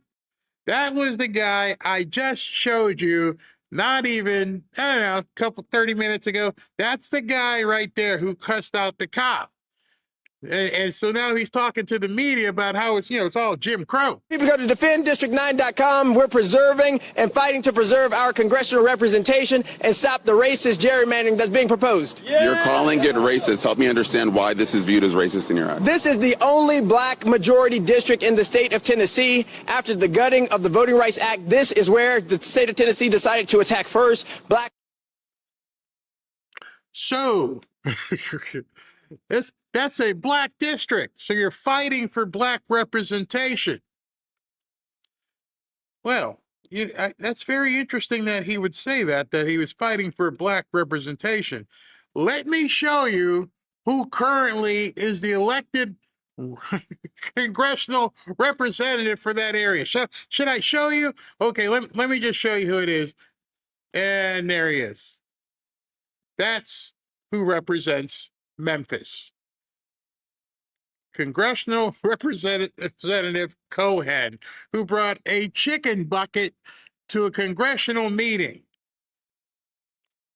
And he's the guy that actually represents the black community. Representation, and we know that's happening in Louisiana, Alabama, Mississippi, and it's going to be happening all across our country. We have to defend our right to representation and our voices in Congress, in the State House, and in elected office. Why do you think Republicans are moving forward with this effort? And give me a response to President Donald Trump's involvement in this. We, of course, know that he kind of directed the governor to do this. Exactly. Donald Trump is a white supremacist domestic terrorist who is... It ain't working no more, bud. You got to come up with a different game. You domestic terrorists and white supremacists and it might help with the few people behind you carrying signs, but the rest of America is done with your Jim Crow BS.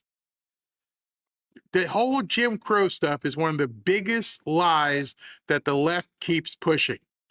They keep comparing everything, every little thing, to Jim Crow. And they're doing it on purpose with great intent. They're intent on misinforming people because they know these kids who can't even read have no idea what Jim Crow was. So they do it to rile up their base. They understand the words that they're saying. They do it to divide America and to keep themselves in power. That has nothing to do with Jim Crow. If you're my age or thereabouts, you know exactly what I'm talking about. They call voter ID laws Jim Crow 2.0. They call school choice Jim Crow 2.0. They call police enforcement and ICE Jim Crow 2.0. They blame everything, every problem in the black community on racism, instead of looking in the flipping mirror. Even with them closing the Walgreens stores, they're complaining and saying it's Jim Crow. While he said, yeah, they're stealing us blind. Seeking to destroy our democracy by any means necessary, including by usurping democracy itself and the voices of the people. And Governor Bill Lee, Cameron Sexton, and Lieutenant Governor McNally have all decided to join him in this effort to destroy our democracy, to take away our voice, and to attack black people and black representation. And that's wrong. The racial turnout gap since Shelby versus Holder 2013 has gotten wider. The Supreme Court said in their decision that we don't need these things because that racial turnout gap has all but disappeared. It is a lie. I couldn't imagine going to church and hearing that. The right Reverend Warnock decides he's going to bring the political aspect of things to the pulpit, instead of focusing how to win despite any real racism that still may exist. It exists. It shouldn't bother you. It shouldn't stop you from being who you are. And at that point, you have to cut through all this BS and remember or learn what Jim Crow really was. Because these nut jobs, these so-called progressive Democrats, these socialist bonkers, bozos, they don't want you to know history. They want you to know supposition and what they think is history. They want to rewrite it. They don't know the real Jim Crow. Jim Crow was a system of laws mainly in the South from the late 1800s up until when? The mid-1960s. Now, here's where it gets really important in case you don't know what Jim Crow is. And tell me if, as I tell you some of this stuff, if you look at this and go, that's still go, no, that doesn't happen anymore. Oh, no, that doesn't happen anymore. Jim Crow was a proponent and a ideology of racial segregation. White only, colored only, you had to separate. You had to look at this water fountain, you had to sit in these seats, you couldn't sit in this place in the bus, which is really funny because now when you see a bus in the inner city, all the brothers go and want to be in the very back. Even though Rosa Parks fought to sit up front, where do they want to go? All the way to the back. There were separate drinking fountains, there were separate schools, there were separate school buses, there were separate everything. It was basically legal apartheid back then. And it was backed by the full force of the states. Whichever state wanted to do, they would do it. It stripped Black Americans of basic rights of voting. Black Americans couldn't own property. They couldn't get a fair shot. Dare I, you couldn't be with a white woman. It was ugly. It was wrong.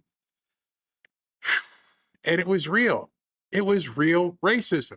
But as I sit here, as you heard all the painful stuff about racism, is there any restaurant that says blacks got to eat at different tables? No, I hear you talking that about MAGA. You throw MAGA out of a restaurant because you don't want them eating at the tables. Don't want them in a restaurant. I don't know. Is there any law on any state books that says black people have to ride in the back of the bus? No. Is there a sign on a bathroom anywhere in the country that says black people have to use a separate bathroom? Nope. Is there any law anywhere that, there may be, but that gets enforced and says black people can't marry white people? It'd be surprising to me because I live in the South and I have a Southern woman as a wife, and she's white. So how can it be Jim Crow 2.0 when all of Jim Crow 1.0 doesn't exist anymore? Black people can own property. Black people can own businesses. Where's the Jim Crow 1.0? It's gone. That system was destroyed. And every time these idiots get up here and say this stuff all over again, they're doing it with the sole intent to poison people's minds. And unfortunately, they're poisoning a lot of people's minds. And just like when they were saying everything was fascist, now everything is Jim Crow 2.0. And the people they're talking to not only have no idea what the hell fascism is, they don't know what Jim Crow is. Just sounds right. You could even ask them, can you explain to me what Jim Crow was? I don't know. And how does it still exist? I don't know. It doesn't. And now the Supreme Court has said it doesn't exist. And they're fighting because they're the ones who want Jim Crow. It is a bald-faced lie. Yes, I won my race. I run statewide. Yes, we got black folk in high political office. But Ruth Bader Ginsburg was right when she said it's like removing your umbrella in the middle of a rainstorm because you're not getting wet. They removed that umbrella, and that racial turnout gap has gotten wider, and it's gotten wider twice as fast. The racial turnout gap is because the umbrella no longer is shielding black people, or because, I don't know, people in the hood don't give a shit and don't go vote. Because what you're saying is they're not able to turn out.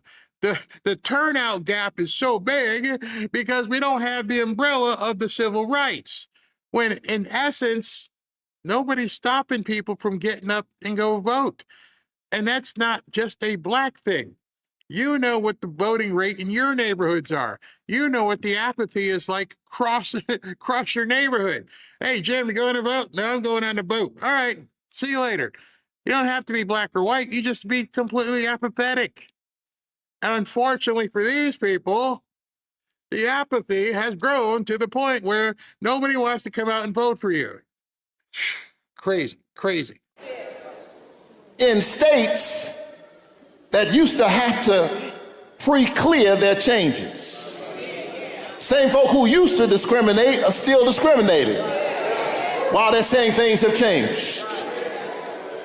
Then on Wednesday, they said, well, I tell you what, we're going to play with the lines. They didn't learn from the earlier decision. They watched the racial voter turnout gap get larger, and then they came back on Wednesday and they said, we're going to allow partisan politicians to gerrymander you so that...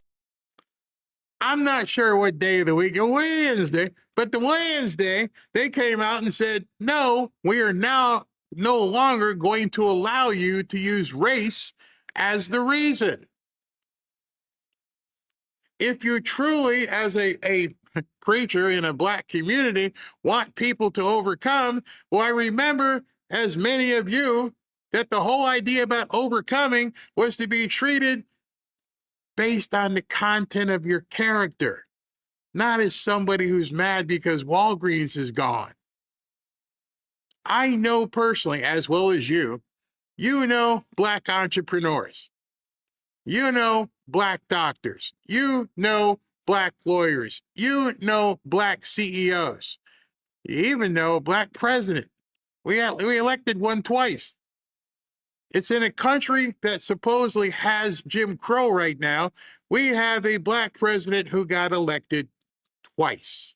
We had a vice president who lost, but she was able to run for president. By the way, I don't know if you want to tell anybody, but she's married to a white Jew. Oh, man, that Jim Crow just really changed, didn't he? Kamala Harris is married to a white Jewish man. Somehow nobody likes to talk about that too much. We have NBA players that are close to billionaires. We have NFL players that are making all kinds of money. Oh my gosh, we just watched Jay-Z and Beyonce go to an event. Both of them are black. And he had on a $4 million watch. Man, I wish I could get some of that Jim Crow. I really wish I could enjoy some of that Jim Crow. It's behind us. I don't know who the commonality of the people that this guy is even talking to. When you got a black man and his black wife and his black kid can go to a gala in the middle of Manhattan and wear a $3.5 million watch, I'm pretty sure that means Jim Crow circled the toilet years ago and got flushed. But they can't let this go, because if they admit Jim Crow is dead, if they admit that, they lose one of their best weapons, the race card. So they've now invented new Jim Crows, Jim Crow 2.0. It'll pretty much turn into Jim Crow 3.0 pretty soon. Because if they get the voter ID, I'm telling you in advance, Jim Crow 4.0 will be out here. Even when you show up, your voice won't have as much impact because we'll play with the lines. That isn't a new method. That's an old method. That's a Jim Crow method. That's 19th and 20th century methodologies in a 21st century world. Let me make it plain for you. That's Jim Crow in new clothes. Let me make it plain for you. Guess what, right, Reverend? If it was Jim Crow, your ass wouldn't be on a pulpit saying all this stuff. If it was fascism, you wouldn't be saying all this stuff. Matter of fact, you're in Georgia. When you go to a plane to go back to Washington, D.C., your little tardy ass wouldn't be able to get on a plane without an ID. When you opened up your bank account so you can deposit all the money from the parishioners, you had to have an ID. Can't even get cough medicine without an ID. I know. I just had to get some last week. Suppression? Give me a break. They say crime-free housing rules are Jim Crow because they don't want you to notice that the real problem is something they completely avoided. You see, back then when it was Jim Crow, the one thing that we don't have as black people that they had back then is they had fathers in the homes. They weren't 75% of black women weren't having babies without a man. This is worse than Jim Crow. Back during Jim Crow, There wasn't any gang violence, and black people weren't shooting each other the way they are now. It's worse than Jim Crow right now in the hood, and white people ain't got nothing to do with it. You have a culture that glorifies thug life and taking instead of hard work. It wasn't like that back in the day because I know how hard my father and uncles worked, and they were black men. It's worse now than it was in Jim Crow in that regard. See, back then, my father, my uncles couldn't blame racism for every disparity. There's no way you could raise a family if you were always looking to, stand on a crutch. You had to keep fighting your way through it. Every test score right now, every wealth gap, instead of looking at why is it this way, it's pointing personal responsibility and trying to put it on somebody else's head. People in your pulpit sitting, in your congregation, ask them, how many of you guys are on food stamps? How many of you guys are on welfare? How many of you guys, have this and that and Medicaid and all this kind of crap? Raise your hands. It wasn't like that in Jim Crow. We actually had to work. How many of you out here have two-parent households? No, don't want to ask those questions, huh? It's Jim Crow now because they put different lines on the board. How many of you have a high school education? How many of you have a college education? How many of you have jobs? How many of you have gotten a promotion where you work instead of because just because you were black, you earned it, you have merit? It hurts me when I hear these kinds of things because you're basically telling people, I'm not good enough to compete with you, which is different than any way I was raised back in the day. I remember my mom and dad saying, you can do whatever you want. Many parents say that. Many parents don't mean it. Many parents think it's a rite of passage just to say that to kids. I actually had to do it. I told you the story. I wanted to play football. I remember playing sandlot football and destroying kids. And I went to the doctor and he's like, you can't get we're not going to let you play. Your blood pressure looks a little bit too high. And I went home and I cried. And my father looked at me and said, we're going to take you to another doctor, and then you're going to get yourself in shape. Because you have to overcome an impediment, not succumb to it. I have always been in the overcome a problem instead of the succumb to a problem. See, Jim Crow allowed people to overcome problems, and you people are putting them back in there and saying it's somebody else's fault. Yes, there was slavery. Yes, there was racism. Yes, there was Jim Crow. I've done my best to make sure my daughter, Ashley, doesn't know anything about that. Not from an educational perspective, but instead saying, you can do whatever you need to do. And I told you the story. I told her when she was a little girl, don't ever say the word can't to me. I don't want to know can't. Can you show me how? Can you help me? I'm having a problem. And you get these idiots.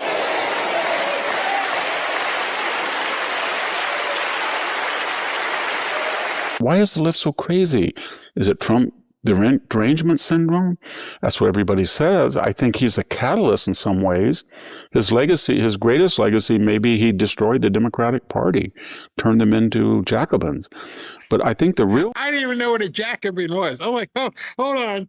Oh, hey, Victor, hold on. You tested me on that one. A Jacobin? I got to go look that up. thing is that they know deep down inside that their protocol, their blueprint, their agenda does not work. And they know it. That's it. See, they've gone so far being the party of victimhood. It worked. They were able to keep black voters in a permanent state of anger. It's racist. You don't have any money. You can't get ahead because of the white man. I got to keep you angry. I got to keep you like a mushroom. Instead of telling people, ask the right questions. They don't look at failed policies. The welfare state, the crime-ridden cities run by these Democrats for decades.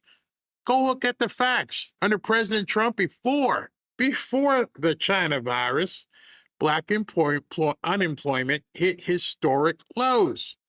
How could that be if he's such a fascist or racist?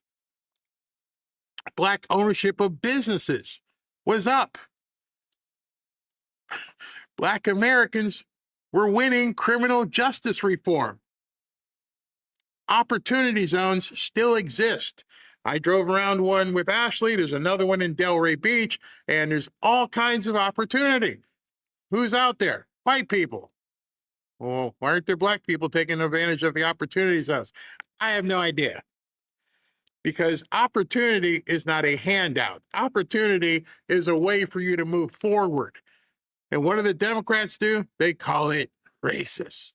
They riot, they burn cities, they tell people you got no way out. We got to blame it on something systemic racism. And now they want to rile everyone up all over again with these Jim Crow comparisons because they got nothing else. It doesn't work because everywhere it is employed, people leave. They leave. And every time you turn on the television, there's somebody screaming and yelling and threatening violence or just whining. It's on the left. Every single time. And grift is the central practice of the party. Yes, and I think they know it. I think they know that They damn sure know it. This is why they're screaming in Tennessee. This is why the guy screamed at the cop, Mr. Eraserhead. They know it. They know their policies have failed, not just since Wednesday, not since last week. Their policies have failed for decades. They were able to hide it. Now, open borders, inflation, crime, woke schools, teaching kids to, lop off their junk and hate America and river to the sea and all this stuff. They always fall back on the same old playbook. The thing I think that they didn't realize is like with any good football team, baseball team, basketball team who watches game film, I don't think the Republicans used to watch game film because they seem to be surprised every time the playbook was run on them. How many times are you going to run that end around when I would have to recognize, because I've watched the film, here it comes again. Trump, metaphorically, watch the game films. Stephen Miller, metaphorically, watch the game films. And you get to a point where once you know what those game films show you and you can count on them, if you've ever been around anybody who understood and how to scout and look at things, and people would tell you about Peyton Manning and Ray Lewis. Ray Lewis said he knew the plays before the team snapped the ball. I know what you're going to do, and I'm going to meet you over here in the hole, and I'm going to blast your running back because I watched the film. I know what you're going to do. I don't even have to be faster than you. I don't even have to be much stronger than you because I already know what's going to happen. And so I think President Trump somewhere went and said, well, we've got their playbook. They've been running the same playbook for decades. There's nothing new here. It's funny, SB the other day when I was like, what are they going to do? SB read the playbook. He's like, they're going to go back to Epstein. Damn if they didn't do it. Right back to Epstein. See, that's the kind of thing that should make you go, wow, we are really winning. They got nothing. There's nothing new. There's nothing new coming out. No different arrow coming out of that quiver. And some of you at this point have to realize it. Do they really? It's almost like you get in a fight and you get hit. That's all you got? Is that really all you got? You're in big trouble now because that's it. There's nothing left in their playbook. We know that they're violent. We know they're going to riot. They know they're going to protest. You know they're going to call people racist. You know they're going to say Jim Crow. You know they're probably going to get a little bit violent. They're going to burn something. What's new? If you know everything I just said, what the hell can they do to you because you know it's coming? I don't know if many of you sat back and looked at that way and went, yeah, we know their whole playbook. But the problem is they don't know Trump's. And every single day, like SV read the story, I'm going to fine you $100,000, and if, we're going to hit you with $1 million, and we're going to do this. They've never seen our playbook. In fact, many of us haven't seen it. We're like, damn, coach is pulling out some plays. Like, wow, we didn't see that one coming. The old way is done. The pollsters can't work. The Democrats can't work. And a lot of Republicans can't work. They don't know what to do. This guy called Trump and MAGA. And I'm seeing it for, very clear for the first time is it's over. They don't know it's over, but it's over. Oh, Barry, how can you keep seeing those? Hey, Barry, how can you be so confident? Because I'm looking at it. I'm watching the game, Phil. You have to say things that are just crazy because nobody wants us, if they were rational and they said, well, this is our agenda. We want to shut down the fossil fuel industry and go into massive wind and solar. We would like abortion on demand up to the birth canal delivery. We want trans men in women's sports and in locker room. We want an open border. We don't believe in borders. 10 or 12 million people will refresh us every year. We don't want no cash bail. They would know what people would say. Shoplifting's not a crime if you careful to steal less than $950. That's insane. Just steal under 900 and everything's fine. What did he say? Let me let him finish. I'm going to tell you what he's actually saying. Nobody would vote for that. So it has to be that Donald Trump is fascist. He's Hitler. Charlie Kirk has to be eliminated. All of that stuff. And yet that's not going to work. Not going to work. You see, here, I'm going to give you my true feeling right now. It's probably going to shock a lot of you. I think the Democrats want racism. They hate America. They hate that America has evolved. I believe they want racism. I think they really feel they lose their grip without so-called racism. And so they've had to create more racism. And you're thinking to yourself, how do you create more racism? Because it doesn't necessarily have to be just at black people. Notice they've created races. There's the trans race. Oh, yeah, now you're racist against the trans people. Oh, we got to support the trans. We created a new race.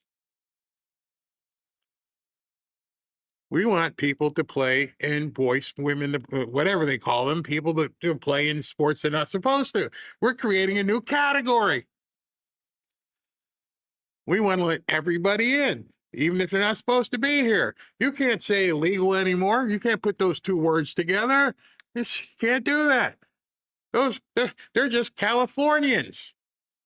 They need racism to survive. We have integrated schools. We have integrated workplaces. We have integrated marriages. We have black judges. We have black generals. We have black billionaires.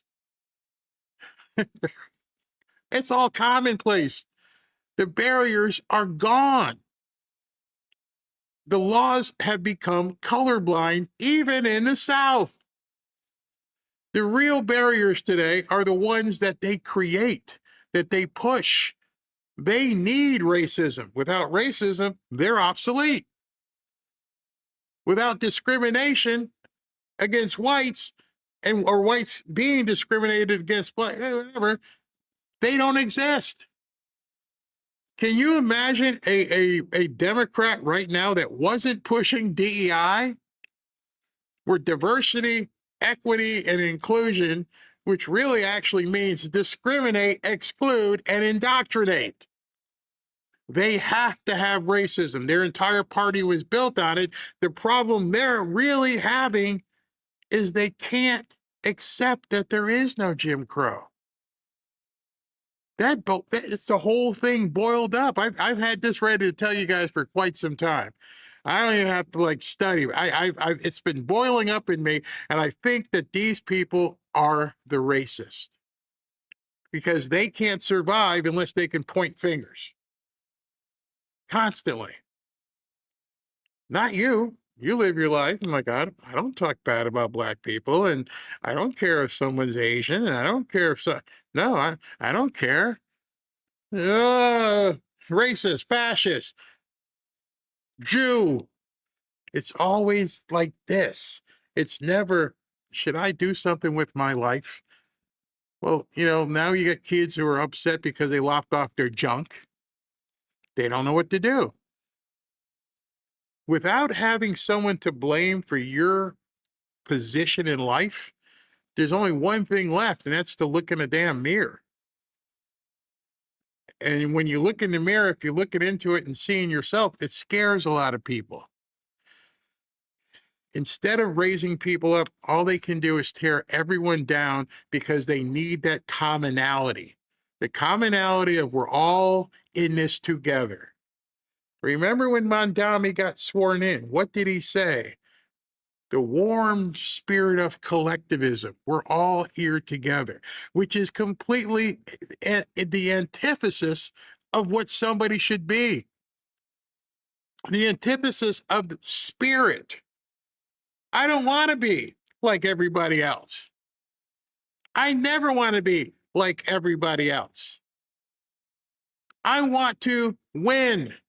I want to be stronger. I want to be faster. I want to make more money. I want to cook better. Damn, Robin and I sit and watch every single night replays of, Master Chef, or what's the other one? Hell's Kitchen. And I'm thinking, do any Democrats watch these shows? In its most simplistic reality show, Survivor, people are trying to, even though they're crying like nuts, they're trying to do something better. Every single one of these people, hey, so why do you want to win the trophy of Master Chef? Well, I'd like to, follow my dreams and, help my mom. None of them ever say, because racism has been, no, it doesn't exist. Yet the Democrats, which I'm sure some of the people in these shows are Democrats, but they're competing. And every single day when we compete in this thing called the human race, that's what we're supposed to be doing. We're not supposed to be like everybody else. We're not designed that way. Even if people are subjected to communism, they're being made to feel that way. And then all of a sudden, when you pull off that robe, that kimono comes open, like, wait a second, I can run faster than you? Yeah. You've heard the old joke. The old joke about, 3 guys out there hunting, and they come across a lion or a bear, and there's 3 guys here. You want to be like all the other 2 guys? Or as the joke is, I ain't got to run faster than the lion.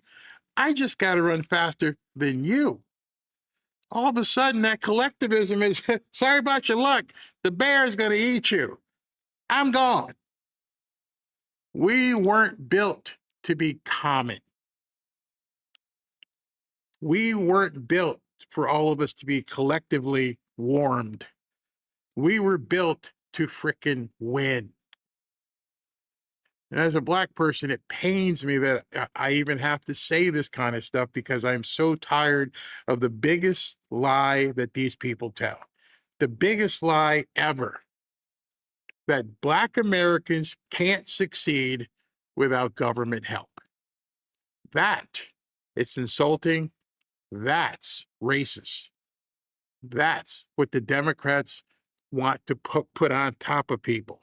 They think minorities are helpless. They want them to continue to be helpless. And they think you can't survive without handouts. Not a hand up, without a handout. That's why they create these programs, because they have to keep the racism going. Can you imagine if people woke up tomorrow and there was no racism on the Democrat Party? How the hell are we losing? The Supreme Court did the democracy a terrible disservice today. I think what you said earlier in your remarks is spot on. These efforts to effectively disenfranchise black voters has always, even during the darkest days of the Jim Crow era, claimed to be race neutral. You had the 15th Amendment. By the time we got the Voting Rights Act, black people theoretically had a right to vote for 100 years when the 15th Amendment was passed. But through literacy tests, through grandfather clauses, through poll taxes. You see, that I just wanted to touch on that for a second. We couldn't survive that now. Sorry, I had a video, I lost it, where, you know, there were somebody had some black kids read a sentence in high school. They couldn't even read the sentence. Why don't we have literacy test anymore? I bet it's coming. President Trump just put back the physical fitness award. We're going to have physical fitness awards. Why don't we have literacy tests? Why don't we measure how you can read and how you can add and rank you accordingly? Why is it racist to have a literacy test? It's not. It's racist the way they want it to be racist. They don't want people to look at each other and go, you're better than me. Everybody gets a trophy. This stuff happened. It's been a very non-coincidental thing that these people have put together. It just irks me to my core. I could go on for another hour, but I'm looking like, damn, I've been talking all this time. Let me finish this cut. They effectively disenfranchised black voters. This is just the 21st century version. This is Jim Crow in new clothes. By guaranteeing that every American citizen has equal representation in our government, including the American citizens who live in Washington, D.C. and in Puerto Rico. They're Americans.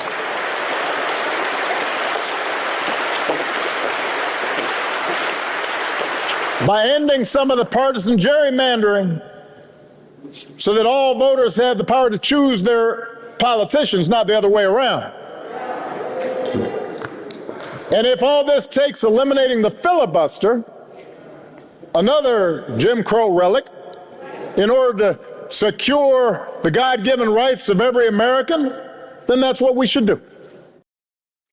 I can't believe I'm agreeing with Obama. If that's what we need to do, if he said that back in 2020, then what the hell is John Thune doing? John, you don't understand. You have to get rid of the filibuster because that's also Jim Crow. You now have your reason. Man, I didn't realize the filibuster was black. I didn't think it was racist. I don't know what's going on. You're right. Let's go ahead and get rid of the filibuster. Seriously? You think Obama's for getting rid of the filibuster right now? Oh, yeah, that came back on you, Baraki. It's racist. The filibuster is racist. It's Jim Crow. Everything is Jim Crow. Everything under the sun is Jim Crow. All right. Okay. Game on. I agree with you. We need to get rid of the filibuster. What are we waiting for? And today we're ramping up our efforts. We see the need for it just today in today's Supreme Court decision, which was a despicable decision. That is a return to Jim Crow, taking decades of hard work, sweat, blood, and tears, and even people dying for the right to vote, to prevent racial discrimination in the right to vote. We see what they're doing in the SAVE Act, which would disenfranchise 20 million people. And we are fighting that every step of the way. And as I said, today we're ramping up our efforts. And what are we doing? We are joining. So the thing what they're saying is everything's Jim Crow, and all we can do is fight. That's all you got. But the thing with it is, and I was so happy to see the people in Tennessee today, you can only fight if you have an opponent that wants to fight you. I think one of the biggest insults you can give Democrats is like, you're not worth my time to fight. At this point, SV, he's shown it. I have it. I have zero tolerance against trolls. I have zero tolerance against people who, feel a certain way. I don't care. I am completely indifferent to you people. I am not going to argue. I am not going to fight. I am taking that ability away from you. That is something I encourage all of you. Somebody at work, somebody in your family. I want to, try. Have at it. I'm out. You're not worthy of my time. At this point, since we see everything else is irrelevant, we'll take their ability to fight away. Watch that. Watch what happens when they can't argue. As I watch these people in Tennessee just hitting the button, doing what they need to, they didn't care. Scream. I don't care. We're done. We're indifferent. We're moving on. That was what I want you to focus on when you saw the people of Tennessee. They didn't care. Same thing in Florida. This chick is running around. I want to show it back to you again. Just a couple of seconds of it. As she's running around, look at the people around her. Are they fighting? Persons Mullica has waived closed. The question now recurs on final passage of HB 1D. The clerk will unlock the machine and the members will proceed to vote. Have all members voted? Have all members voted? See, the worst thing for these people is nobody's paying attention to you. They're not even looking at you. You're not even a disturbance. You're loud. I'm here. Tell me when I need to hit the button. Boom. I voted. I don't care anymore. Don't give people the oxygen. Don't let them fight with you, because that's all they want. At this point, how many times I could play, oh, we're going to fight. Who the hell are you going to fight with? I'm not fighting you. I don't care anymore. The establishment of Jim Crow 2.0, I said that before we ever had the election, and it's coming true. And so I would hope that we would stop running around chasing these shiny objects and begin to focus the American people on exactly what this administration is doing. The other thing, by the way, he just got redistricted out. Jim Clyburn, South Carolina, he won't have a job. He's done. Go ahead and fight, I don't know, with a palmetto tree, because we're done. We're not fighting with you anymore. I wanted to make sure I closed with this today, is that they can only fight if you fight with them. You don't fight with them, and they're just out there in a field screaming. Screw them. About this, Maria, is the rank hypocrisy by the Democrats. Listen, if you look at New England, in all of the New England states, there are millions of Republican voters, and yet there are 0 Republicans who represent New England in the United States Congress. And then look at what Obama said over the past 2 weeks. 2 weeks ago, Obama was applauding Virginia for redrawing their maps to eliminate Republicans, and yet he was in shock and very critical when Louisiana is now going to draw its map to elect more Republicans. It's time for the Democrats to stop being such hypocrites and finally have everybody across the country to stop using race as a reason to draw congressional lines. See, the interesting part about that is you wanted maximum warfare, you threatened everybody, and now it's coming to your doorstep, and you can't do anything about it. You're done. You're completely done. You picked the fight, you got your ass whooped. Now what? Oh, the man in the center of that bullseye, Tennessee's only Democratic Congressman, Steve Cohen. That's the guy they're all fighting for, saying black people don't have any representation. That's him. He's white. Congressman Cohen, President Trump posted today that he had a very good conversation with Governor Bill Lee of Tennessee this morning, wherein he stated that he would work hard to correct the unconstitutional flaw, unquote, in the Tennessee map, and that, quote, likewise, other political representatives of Tennessee have promised to do so. This should give us one extra seat, unquote. That's your seat. What's your reaction? Well, I think there was a shame that the Voting Rights Act Section 2 was overruled, basically. They said they didn't, but they gutted it, the Supreme Court. And they don't understand what's going on in politics. They were saying that we don't need this anymore because more African Americans registered to vote and participated in voting, et cetera, et cetera, et cetera. There's still a lot of discrimination. The et cetera, et cetera, et cetera part is the part you should be talking about. There is no obstacle for black people to vote. Period. So everything that the law was designed to do, it did. It brought the ability for people to all vote. There's nobody rounding up people and telling them you can't vote. There's no bunch of gangs out front saying black people can't vote. Ain't nobody out there saying, hey, boy, where you go? Nope, doesn't happen. Now you got what, the equality that you were seeking. Against African-American candidates, African-American constituencies. The Voting Rights Act says if you can form a majority-minority district, you do that so that the minority population has the votes to elect a candidate of their own choice. And they chose Harold Ford Sr. in 1974 and then his son Harold Ford Jr. in 1996. And I was thankfully elected in 2006.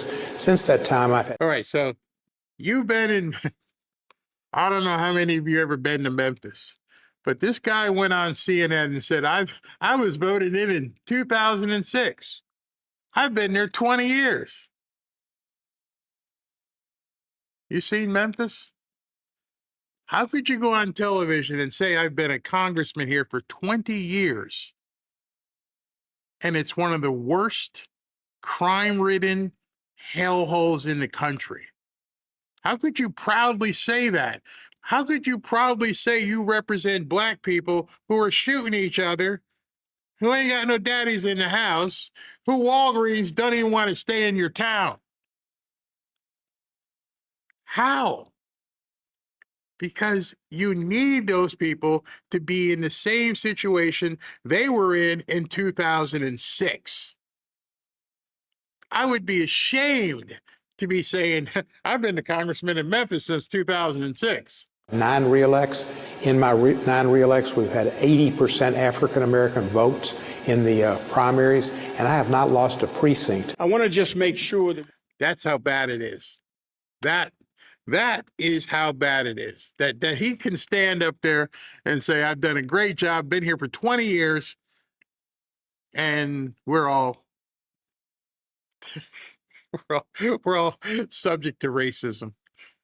Man, that's abhorrent. He needs to go.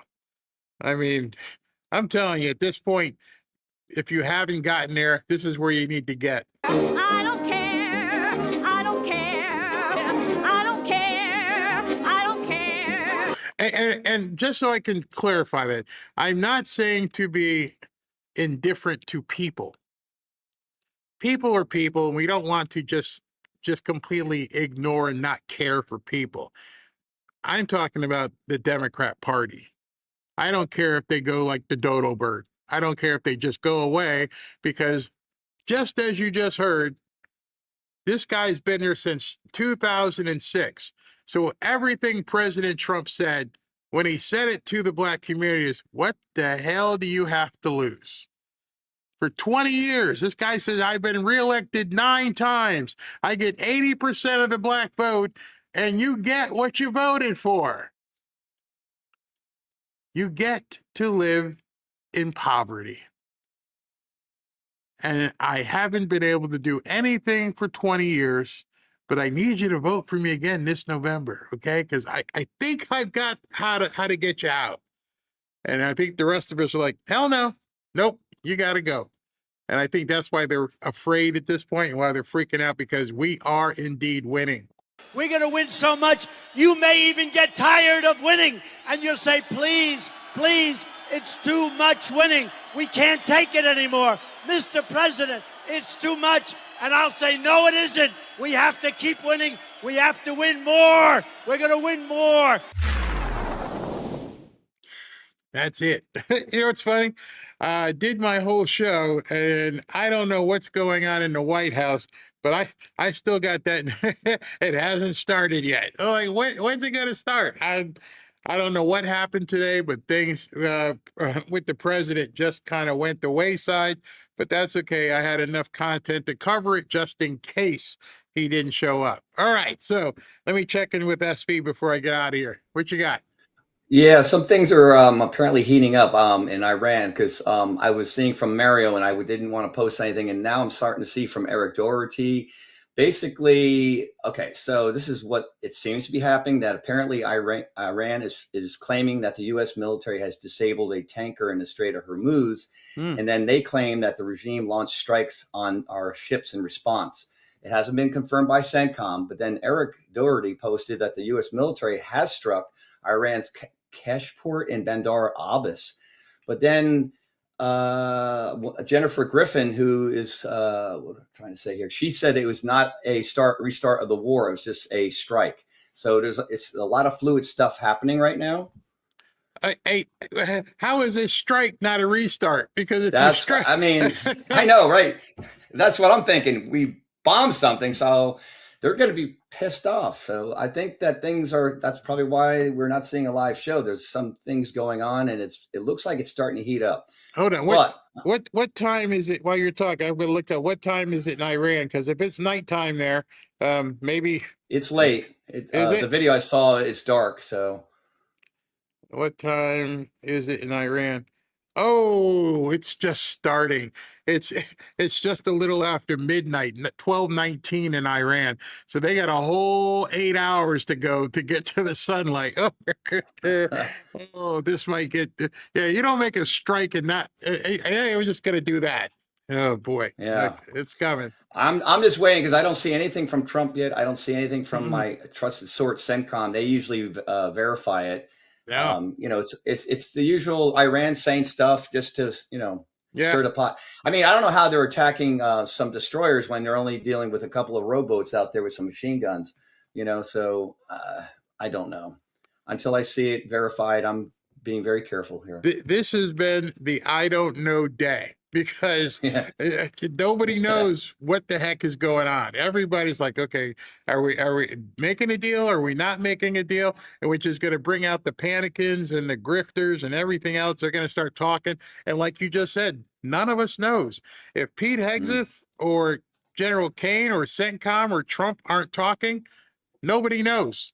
And so you're gonna see tonight a whole lot of stuff at this point where people are going to be chirping about different things. Yeah. That's crazy.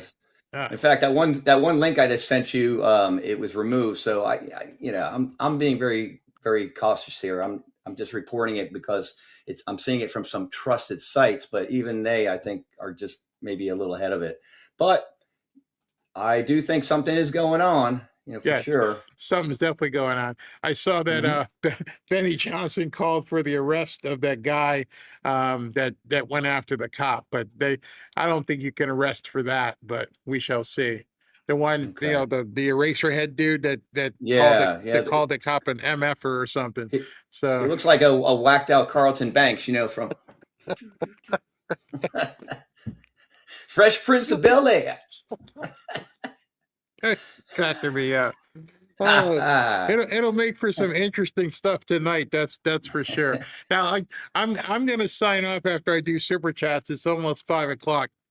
All right. If President Trump does have to make an address or something like that, I'll be watching as well. Or if you see something, hit me up and I'll jump back on. A little programming note, just so you guys know. Excuse me. Tomorrow, Saturday, and Sunday is the air show here in Fort Lauderdale, where they bring in. I think it's either the Thunderbirds or the Blue Angels are flying. This weekend. So Robin and I will be down watching that event. So I'm probably going to be able to sneak a show in tomorrow, but Saturday and Sunday, there probably won't be a live show unless I go live at the event. I don't know how you're going to hear me because I'll be talking all of a sudden. Have you ever been to an air show?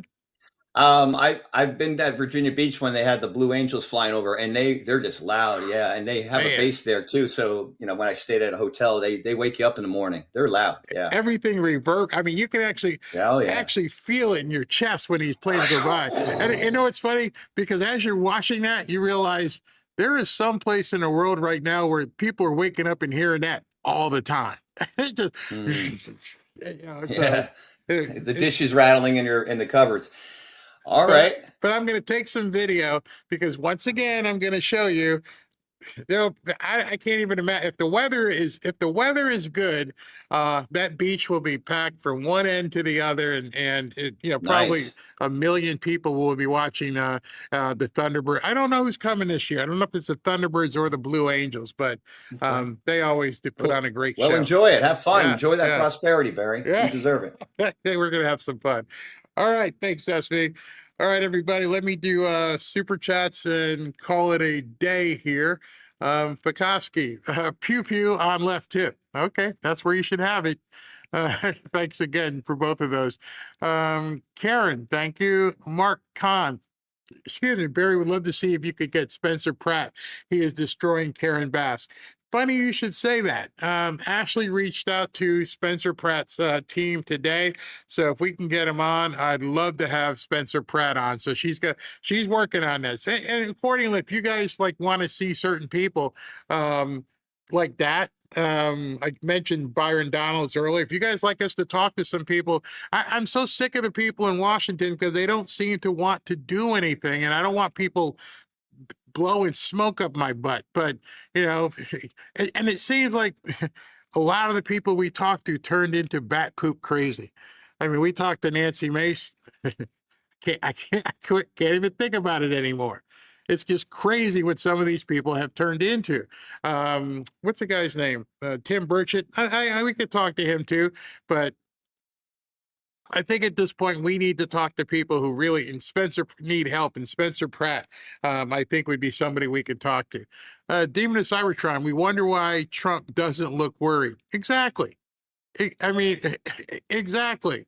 These people, they've got nothing. Wait, what happened here? Why can't I not get that off the screen without messing up? Okay. Okay. He doesn't look worried because they don't have anything. Where was it? Chiosap, when you think you're exhausted, remember Trump is going through much more to save our country. All you need to do is have his back. Exactly. Exactly. Brad, even the dead doesn't want Democrats. I agree. Karen, Hakeem's threat with maximum warfare. My reply is your arms are too short to box with God. I like that.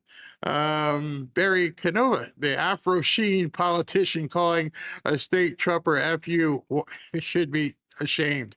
He should be out. Yes, exactly. That was awful. Shows you what their mindset is, though, doesn't it? Chiosop, Trump's attitude is contagious. Strong leader. Exactly. Used to have to debate libs on my own, and everyone was quiet around me. Now I actually have others joining in with me to debate the commies. Gruisset. And the thing is, it's not much of a debate. You will end, if you decide you want to talk to people, it ends very quickly. There's not too many places where they can go. Oh, the economy sucks. Really? For who? Why? Gas prices are too high. Okay, do you want Iran to have a nuclear weapon? Do you remember Biden? I mean, it's too easy to fight them. Then they run away. What's he say? Calling a grown man a boy is a demeaning word. If he was called that, the blacks would lose their minds. Absolutely they would. Absolutely they would. President Trump is playing with his prey. I know what you mean there. Brian, LBJ said in 1965, we will have these voting for us the next 200 years for passing the Voters' Right Act. And you can see how they're freaking out. I mean, freaking out badly. You saw Tennessee, you saw the thing I showed you in Florida. You got nothing. And it must really infuriate them when they try to incite people and realize at this point, nobody cares. You were insignificant at this point. That's the worst you could probably do to them. Moshe, Barry, remember the Southern Law and Poverty Center equal the Democrat Party. They need the racism to be relevant. Yep, exactly. And notice how they shifted and how they really started concentrating on young people and infecting their minds. Awful. James, can this redistricting break up New York City black districts? There's nobody up in those areas who's going to do anything about it. It has to. That's why the southern areas are making them crazy, because it has to be through the legislature. And unless they can figure out a way to do it in New York, I don't know if they have enough votes to get it done. Probably not. Reach out to Vivek here in Ohio. Yeah, he won big as well. Very big. Yeah, you know what? Now that you say that, I did have another couple minutes of the video I wanted to show you. And I know some people don't like Vivek, but I want you to show this as we're talking about, racism. We understand. I call you brother, not because of the color of your skin, not because of your nationality, but because of your principles. because of your character. And anybody here who haven't noticed, I'm a black man, if you haven't noticed. And one of the things, my brother, that I want to really help you do is reach a lot of people who look like me, but that are trapped. Not understanding that it's no longer even about a party. It's no longer about the color of your skin. As one of my great forefathers said, it's about the character. I was like, oh, let me just give this man an applause. You don't even realize it probably, but in your daily life, how many people out there are looking for that kind of direction? They've been browbeat into racism, and the people that they looked up to have used them, have abused them, and continue in 2026 to take them for granted. You will be amazed how many people out there who are black and brown are looking at, how can I be treated just like you? Hey man, I got a job for you. I've got this. I can show you how to do this or do that. It's amazing. Democrats will never show them that. And that's how we continue to win. I'll talk to you guys tomorrow.